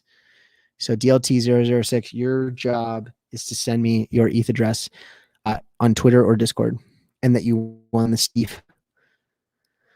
Separate messages, please. I'll get off my soapbox on that one. All right. So let's take a look here. What a night. Still don't see Andres hasn't joined us yet. I don't know if he will be. There may have been a miscommunication in terms of timing, given that he is in Singapore. But that means we just have more time to talk about whatever you guys want to talk about, whatever you guys and gals want to talk about. I am happy to chat about pretty much anything. If I have an opinion about it, I'll regale you with it. If I don't, then I'll probably just defer. But what else do you guys want to talk about? What other things are out there that you are curious that have been happening? I love my qubits on ice too. I still don't understand how these things aren't fucking sold out. It doesn't make any sense to me. For anybody that doesn't know, you have to know. They're these super cute little penguin thingies, and they've been out for like 3 months, and like they still haven't sold out all 10,000. Like, do you know how many shitty NFTs there are out there? So many of them. And this one's not. Like, they're actually, the tech is good. It doesn't make sense. Gas could be killing minting, but I don't buy it. If it caught the right wind and it caught the right people's attention, it would roll. I think it will be insane as well. I think it will be huge for TOC. For anybody that doesn't know, it's the Own the Moment. It's like Tournament of Champions. I forget the name of it. But yeah, I think the demand for it's going to be very, very high. I will plan to try and get into the drop for sure. I am not as good. Like, I think it's one of those things, and I heard TJ talking about it the other night at On the Moment. I think it will pay significant dividends if you are a serious DFS player, and like, how, like, you can spreadsheet shit. Like, they're building a game that they would be very good at, I think. And it's not going to be a queue system. It's going to be a free for all. I think they said there was going to be 20,000. Am I making that up? 20,000 packs available? No, that's too many. 20,000? Does that sound right?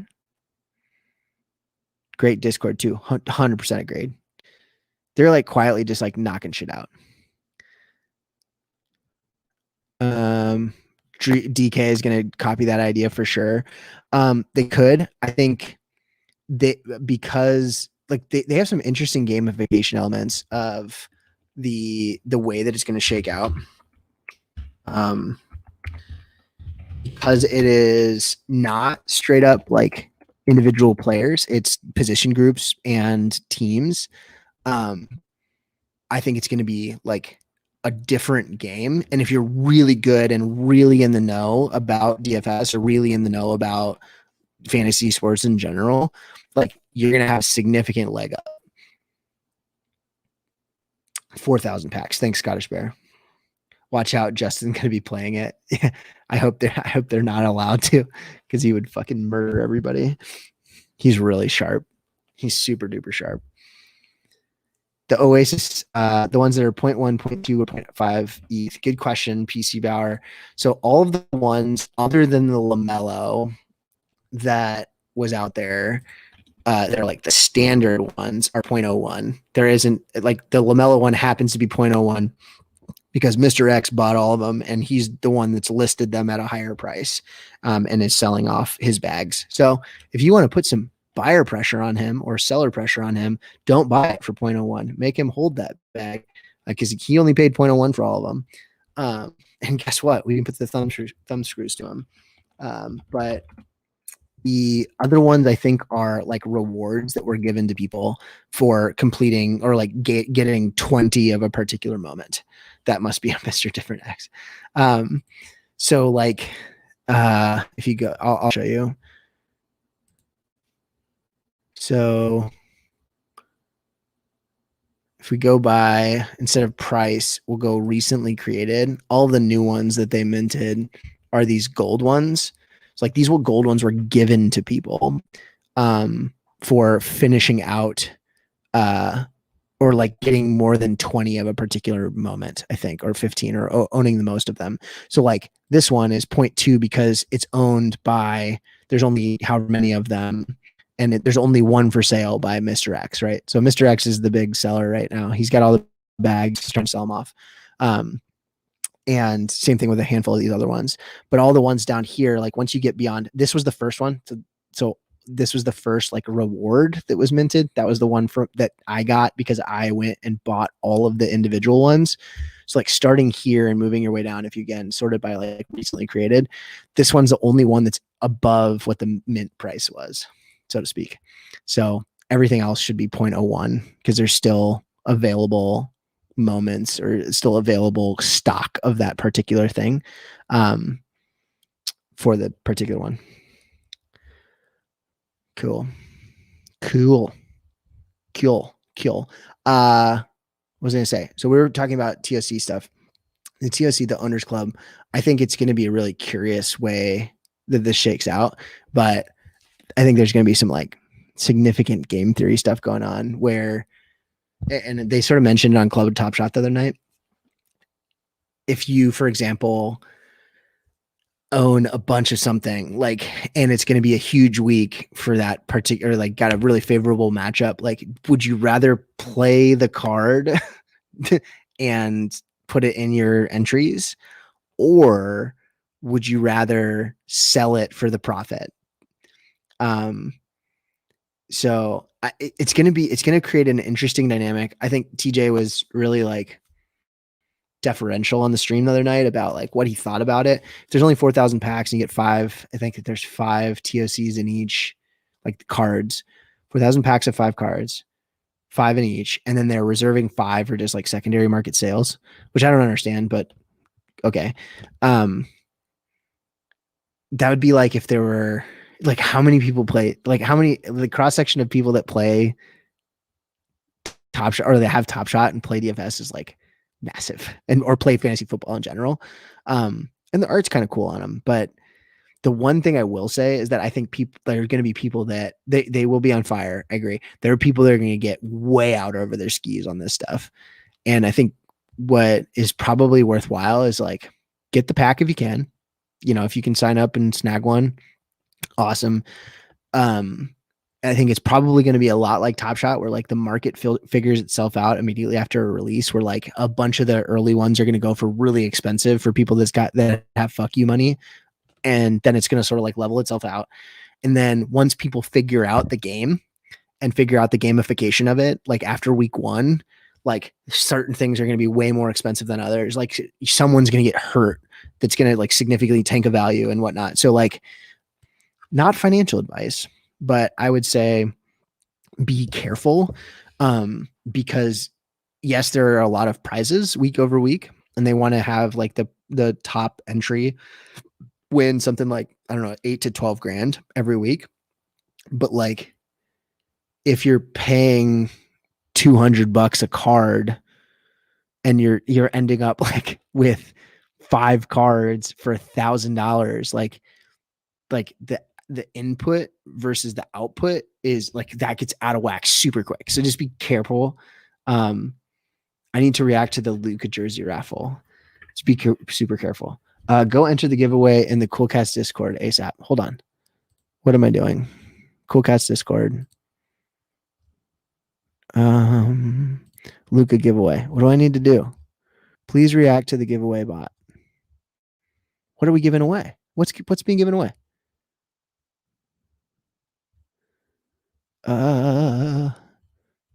Hold on. Someone's giving away a Luka signed jersey.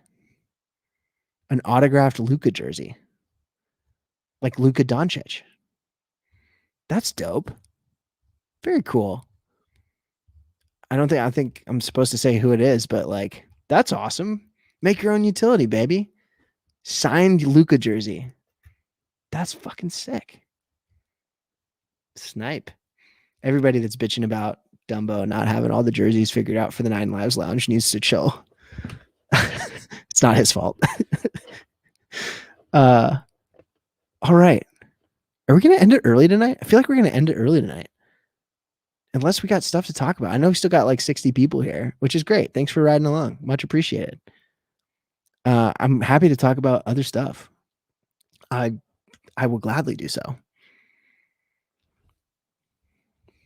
Should I mint 2 qubits? Do I get charged gas twice? No, you get charged gas per transaction. So you can, so like if you mint 5 at a time, you just pay gas on the single transaction. That said, the transaction is bigger because there's 5 of them minting. So it's possible that like it will probably come out as less than if you minted 5 individual separate ones. But did I pre-mint pre-order Gary V's book? Well, what I did, which I think was some big brain shit, I sent someone that I am familiar with on Top Shot 0.2 ETH to buy 24 books on my behalf so that he would have them shipped to his house. And I just told him to give them away to whoever, because I don't care to have the books. Watch the Shaz. It's only if you're level 9 or above, if you've been chatting enough, is sort of to reward people. So I don't know if you should be by default be able to see it in the Luka giveaway channel. It looks like, but if you don't, it's probably because you're not there. Sent them to friends. Yeah, I see you. I think I will say this. So I respect the shit out of Gary V's hustle. The stream that he went on and talked about this book, like I don't consume a lot of Gary Vee content. I consume enough to know generally like how he acts and how he handles himself. That stream gave me like huge Charlie Sheen 2011 hashtag winning, hashtag drink Tiger Blood, Tom Cruise jumping onto Oprah's couch, John Travolta doing weird shit, like vibes. It was like beyond I'm excited, beyond I'm like being aggressive about it. Like it was sort of cringy. We watched it on Schiller's stream and I was losing it. Yeah, it was one of those things where it was just like the whole message of the book that he was trying to get across is that like you can win without being ruthless. Like there are other, like 12.5, I forget the name of the title of the book, 12.5 or whatever. But like you can be kind and you can be caring and you can be curious and all these different like things. And he's got scenarios and I'm sure it's going to help a lot of people because he does have a unique outlook on how to handle situational stuff. And he does do things differently, which I think is nice. It's a nice change of pace, but like literally he was like, fuck you, I'm nice. Like to everybody on the stream, like, fuck you all, I'm nice. Like you could fucking win with kindness, you fucking assholes. Like it was so incongruous with like, okay, the message that you're trying to send and what you're actually saying right now are two very different things. And man, his team looked super uncomfortable. It was incredible, dude. Like it was, he was talking about his chemicals getting really high. He was like, my chemicals are up. And I don't want to disparage anybody. And I would love to have him on and talk to him about this. because I think he would be a great person to chat through like the thought process here. From an outsider's perspective, what it looks like to me is a way to inflate your New York Times bestseller numbers. Because guess what? If you make it an investment in your books for all of us fucking 10,000 degens that will spend 0.1 or 0.2 on anything for the hopes of profit on the other end, if you can make 10,000 of us buy 12 books, it's way easier to do that than it is to sell 120,000 individual books. Way easier. So he's big brain in that way, but it is like, call a spade, right? What is this? Gabe Perez. I don't know. Mazone, can you like DM me that on Twitter? I'll pull it up. Are you going to give away your 2 gifts from the book pre-orders? Fuck no. I didn't spend $600 on books to give them away. I'm gonna keep whatever comes out of that. The one thing I will say is like I would consider VeeFriends a blue chip NFT, and the reason I say I don't own any, the reason I say that is because Gary Vee is super passionate, and it is very evident that he is very into NFTs, like way more than I am, which is saying something. Yeah, I agree. It's news. It is a smart move. It's a big brain move. The way that doesn't make it any less cringy. Books are a good tax write-off. Keep the token. Fair enough, Andrew. Oh, Rakuten is creating their own OpenSea. Let's see if they can compete. Maybe the Warriors moments will get a bump on Top Shot. What's up, Hugo? How are you doing, man? Good to see you. Good to see you out there in the streets. What else do we want to talk about? What else we got? Oh, this was a fun one. I saw this thread. Reese Witherspoon. And it says, I just bought my first ETH. Congrats, Reese. And then the whole thread is just people like shilling their shit. It's awesome. Like projects they're super invested in.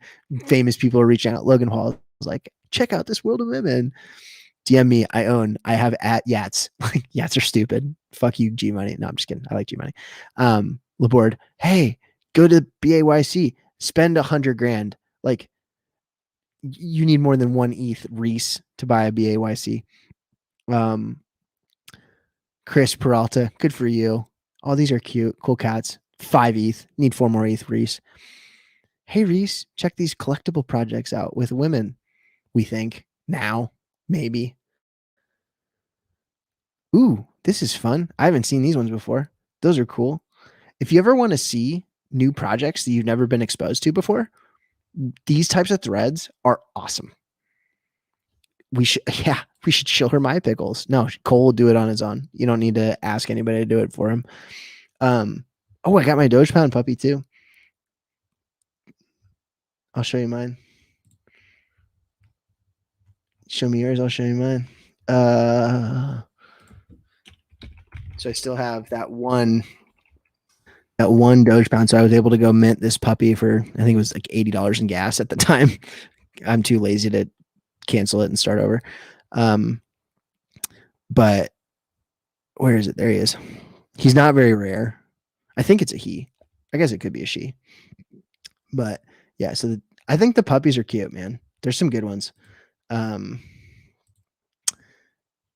already like the fact that they have 500 ETH worth of volume traded, like Doge is not going anywhere. Some of them are really, really cute though. Like I like the really like clean ones. But yeah.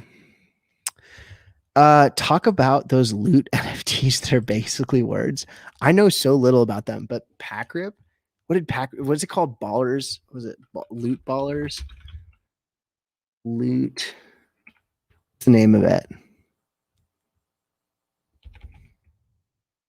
And someone like, what was it? Packrip with the W?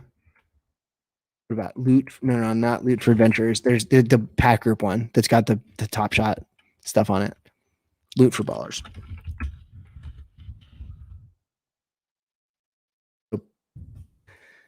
I know. I have to couch this by saying I don't know a ton about this in general. I do know secondhand information about loot is. So someone created essentially text files for essentially D&D stuff. So if you've never been a D&D player, I highly recommend it. It's super fucking fun. I'm a big fan. If you have seen some of my earlier stuff, I've got all the players' handbooks and all of this fun stuff. So one of the things in the DM, the Dungeon Master's Guide, which is this book, there are tables. So like if you're building an encounter, and that's the concept of like putting together an adventure, right? How are your players going to interact with a particular thing? Let's say you want them to fight a dragon who's guarding a hoard of treasure, right? Like you typically, depending on their, how powerful your adventurers are that you're building it for, depending on how hard the particular encounter that you're creating is, you generally put things and hide things, loot to like collect, right? And you can randomize that by rolling dice. So like there's the wand of fear that you have here, and there are all sorts of different tables that they have in the DM's guides, as well as like all sorts of different places where you can essentially like randomize specific loot so that it's not like a preferential thing. Like you can just like let the luck of the dice decide what's going to be on like what they're going to get, which is kind of a cool mechanic, right? And super, super fun to build out. So the idea is, and they built this loot, like there's these text files, this is like loot, and there have been a bunch of people that have built projects on top of it. So it's like, if you hold a loot NFT token, then you could mint one of these for free, or you'll get airdropped this other thing. So Andy 8052. Yeah, the Oasis is literally a big scale version. D'Artagnan, you're right. Andy built one to randomize dice stats for your characters. So when you create a character up front in D&D, you roll for your 6 main ability scores, which are, oh gosh, I'm gonna get this wrong, but it's like strength, dexterity, charisma. Oh gosh. I'm gonna get this wrong. Like there's 3 other ones. I don't even fucking know. I can show you guys one of my characters if you really want to see it. But you roll the dice, you roll D6s, so like just a normal 6 intelligence, nice. And you roll 4 dice, and you pick the top 3 of those and add them up, and that's your ability score. And then you pick, you do that 6 times, and then you have 6 scores that you can then apply to whatever attribute you want: Constitution, luck, intelligence. Luck is a feat, not an ability score, but it's beside the point. Anyway, Packrip and others have built these things, and Packrip did this and like minted these NFTs of essentially the starting lineups, or like the team lineups, the top 10 guys from each team. And they're like, the floor is now like, I can't believe like 8 ETH traded. That's nuts. That's crazy. And they were super low mint, right? And like there haven't been that high of sales. Only a handful have sold like at above the initial mint. It's Cleveland and LA basically. But because there's multiples for each, I think. So like I forget what it is, but anyway, it's a weird thing.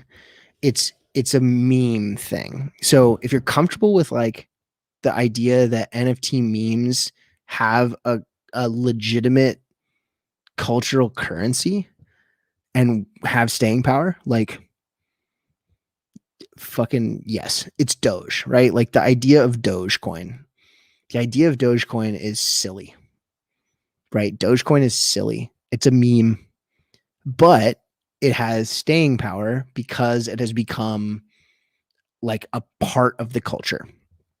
So if you're making a bet on loot as an NFT or loot boxes or whatever, or they're called loot and anything related to it, which is this collection, Loot for Adventurers, which are just a variety of different NFT, or like it's, you know, what is the ancient, the Oblivion Bender Longsword of Power? Oh.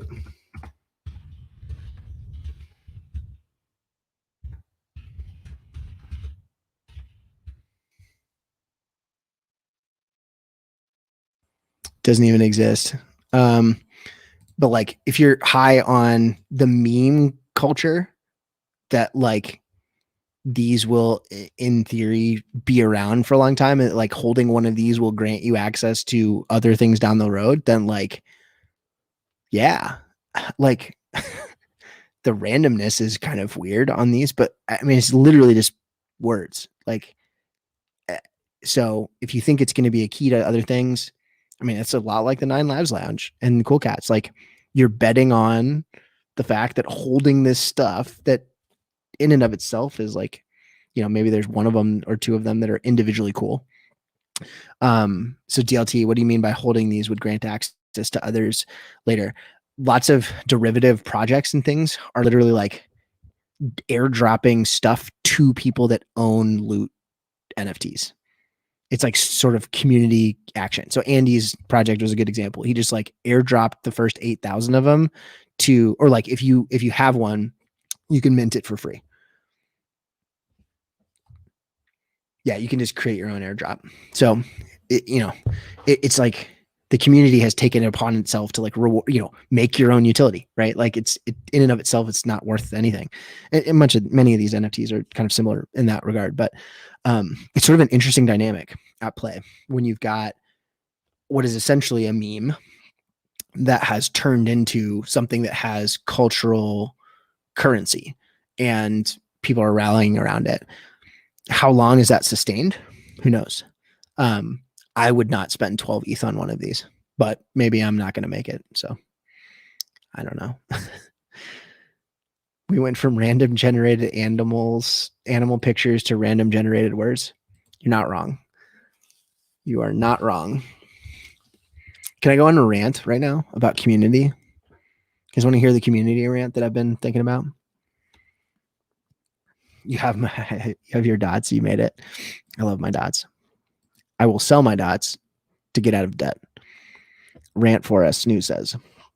All right. So I posted a tweet a while ago and I said, hey, how many communities before NFTs, how many communities would you say that you were a part of?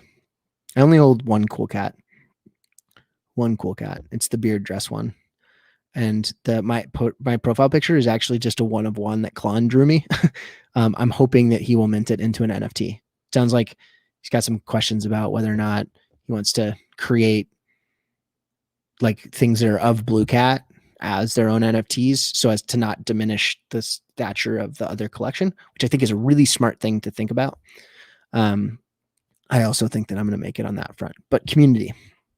How many communities were you a part of before NFTs?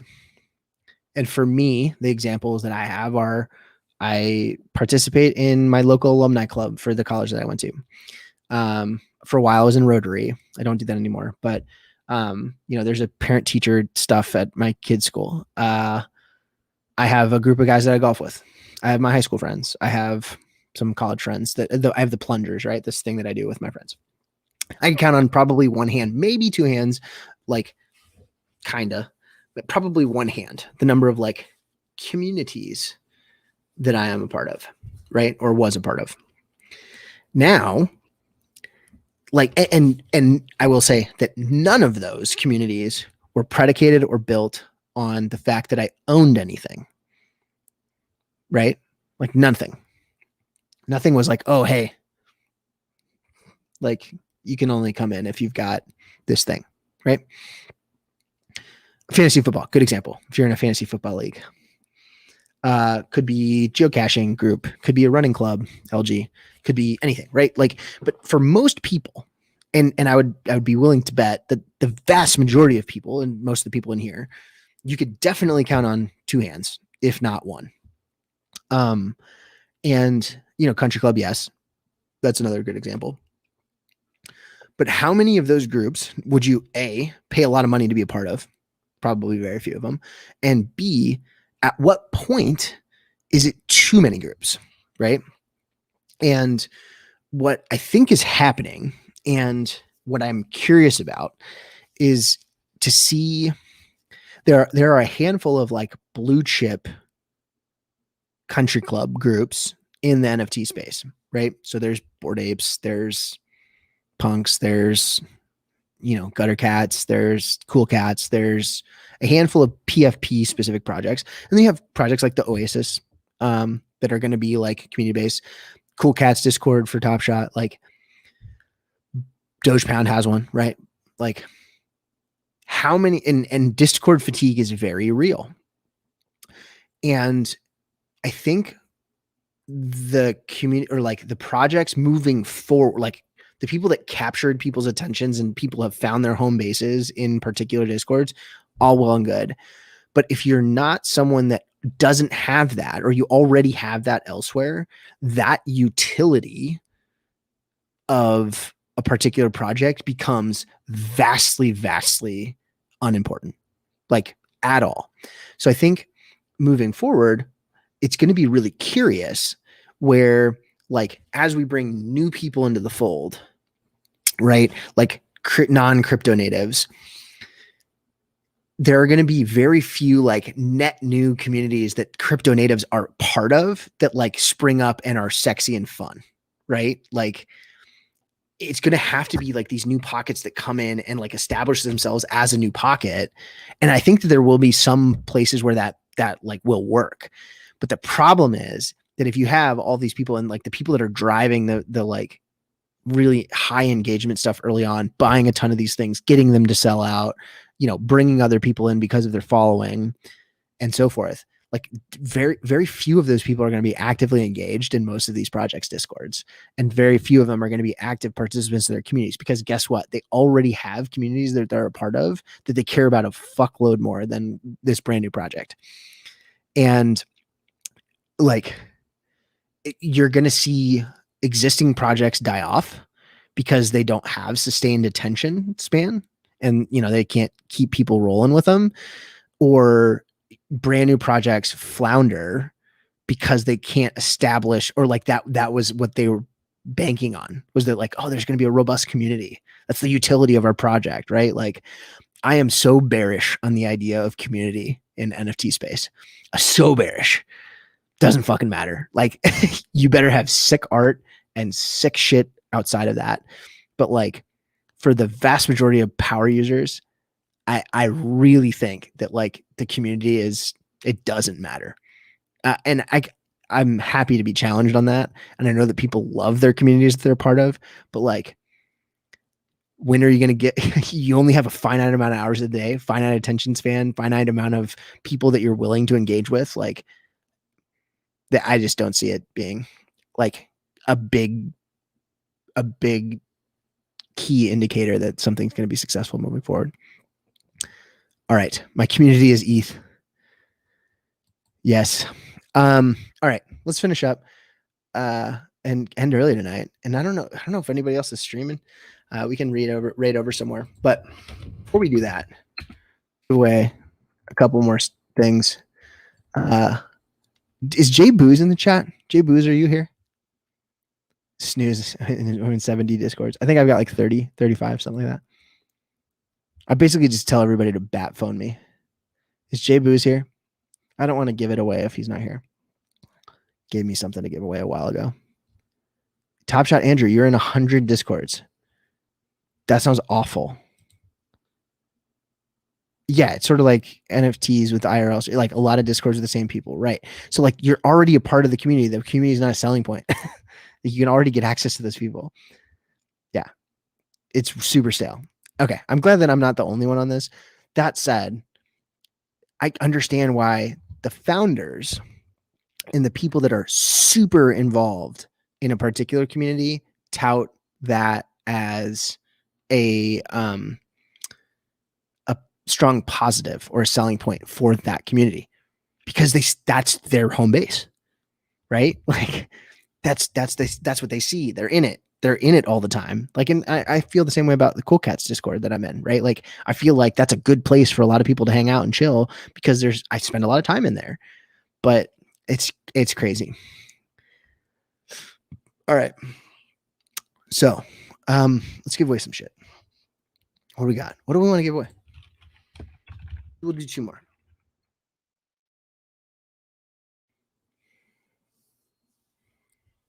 Kareem with Cool Cats.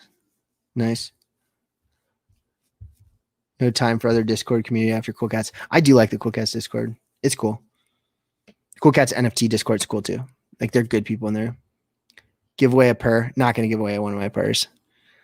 Sorry.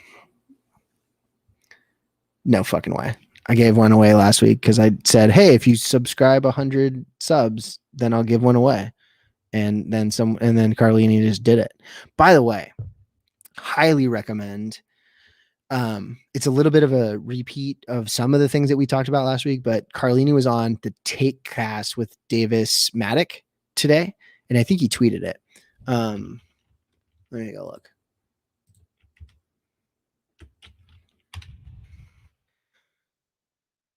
It was a fantastic interview, and I could not recommend it more for anyone. So they spend like 30 or 40 minutes talking about, like, in audio form, sort of similar things to what we talked about, sort of like Carlini's last 4 years and sort of the trajectory of the NFT markets and what was happening. So it's a lot of the like rehash conversation of the things that we had last week. But if someone is like interested, like the history of NFTs, well, Carlini talked about it. It was really good. So let me see if I have it. Where was it?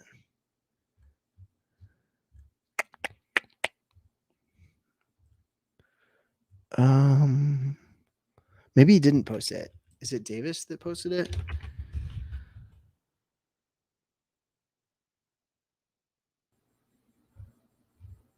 There it is. I'm going to retweet this so that if you follow me, you'll see it.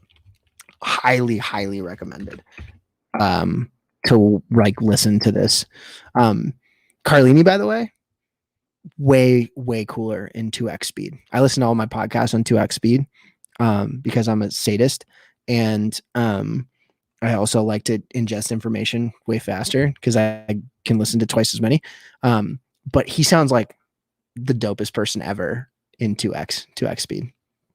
Yeah, 2x is nothing now. When I hear like Pardon My Take in single speed, or like anybody in single speed, or like LG, listen to LG talk on Twitch versus LG talking on the podcast, I'm like, dude, did you like lose 400 IQ? You just sound dumb, right? Like, but I'm just used to it now. 2x chipmunk. It after literally 10 minutes in, you'll be fine. Your ears adjust very, very quickly. But anyway, highly recommend reading that or listening to that. All right, so we're gonna give away a couple things. I still have Cool Cats beers that I want to give away, so I'm gonna give away a couple of those. So they did this project, and I think they still exist, where they would, if you sent them your Cool Cats ID, they would brew beers for you with that picture on it to give away. So I've got like 8 of them still. So I'm gonna give 2 more of these away. This is my Cool Cat. I'm gonna give away 2 Cool Cats beers. These are probably worth nothing, but they're fun. So type plunge in the chat. Plunge in the chat. And we'll get rolling. This is gonna be a fast one. 10 seconds, 9 seconds, plunge, 8 seconds, 7, 6, 5, 4, 3, 2, 1. Plunge in the chat. Brian Chuckles, you have won the giveaway. You've got 1, and Solid Ricey Games, you've won the second. It does not matter for future reference, DLT. It would cap you there. So those are the two, Solid Ricey Games and Brian Chuckles. Send me your ETH address in Twitter or on Discord, and I will send you those bias. Here we go, right here. But yeah, the Penelopes. One thing to note with the Penelopes for folks, and if you listen to that podcast, I am not financial advice. One of the things that he says and Carly explains that I think is really important to recognize with this project is very different than some of the other projects out there, is that because of the way that they have structured the kiddie bank, which is the sort of vaulted NFTs of other stuff that they have. So there's a punk in there, there's fuck render crystals, there's VFriends, there's all these other things. The value, because you get the Penelope and 8 airdrops. There's 10,000 of these. So there's 90,000 essentially tokens that could be redeemed against the vault, right? So it's a deflationary mechanic. What the idea is that you can redeem 1/900 or 90,000th of the vault by burning one of your tokens. So it's never going to, like, assuming that NFTs exist, right? Your token, even if this cat isn't like in vogue, right? It still corresponds to a per token, essentially, that like it is a share in the vault. And if you look at it like, hey, this is not a picture of a cat with a plunger on its head. In fact, it's a per token. Like, and all 8 more that are coming to me are per tokens. And I have 1/10,000th share essentially of, or, for every one of these cats, I've got 1/10,000. So I have 1/1000th of a share right now because I own 10 of them. I have 1/1000th of the vault at my disposal. So if NFTs still roll and there's value in punks and whatever, like the value of my 1/1000th of that vault, which is right now valued at like 550 ETH, but we're just voting to put 200 more ETH worth of stuff in there. Like 1/1000th of that vault is right now, like, it's going to be 1,000 ETH pretty soon. So it's going to be like an ETH worth. And that's just the token against the vault, not these NFTs that will have value themselves. And as the vault increases in value, like it's very possible that the token becomes more valuable than the NFT that it represents, or the NFT represents of its token. So like people might start burning cats because it's more lucrative to redeem the token than it would be to own the cat. So then there's fewer cats, and it's a genius. It is absolutely genius. I have never been more like, so other than the Hearst, I was super bullish on that. And I was like, I knew that was going to be a thing. I just like knew it in my bones. I was just like, this is going to 10x at least. And like, again, not financial advice. People sleeping on the burrs. Like once they figure it out, especially if they make splashy buys with the kiddie bank, which I think they will do, they're going to buy some like fucking sick shit. They're going to buy some dope shit. They might buy like a really expensive art blocks piece, or, like a bunch of like generative art. Like it's going to be cool to have ownership of that via this. So anyway, long story short, I have faith. I'm going to end it here. Thank you all for coming and chatting. We'll have to get Andres back on when he's more available. I don't know, cross wires, miscommunication on timing, but we are going to end here. And with that, we'll leave you with our outro. But before we do that, let's see who's streaming right now, because we might want to raid over. Who is like Amaranth doing a ASMR stream? Anybody? No, DG Courtroom. Yeah, let's go raid the judge. Might as well fuck him up. Oh my god, what was that? Raid DG Courtroom.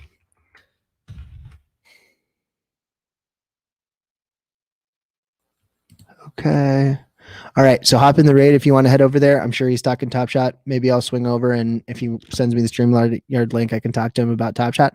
But we'll end it here tonight. Thanks everybody for joining us, and have a fantastic Thursday and a great Labor Day weekend. We'll talk soon.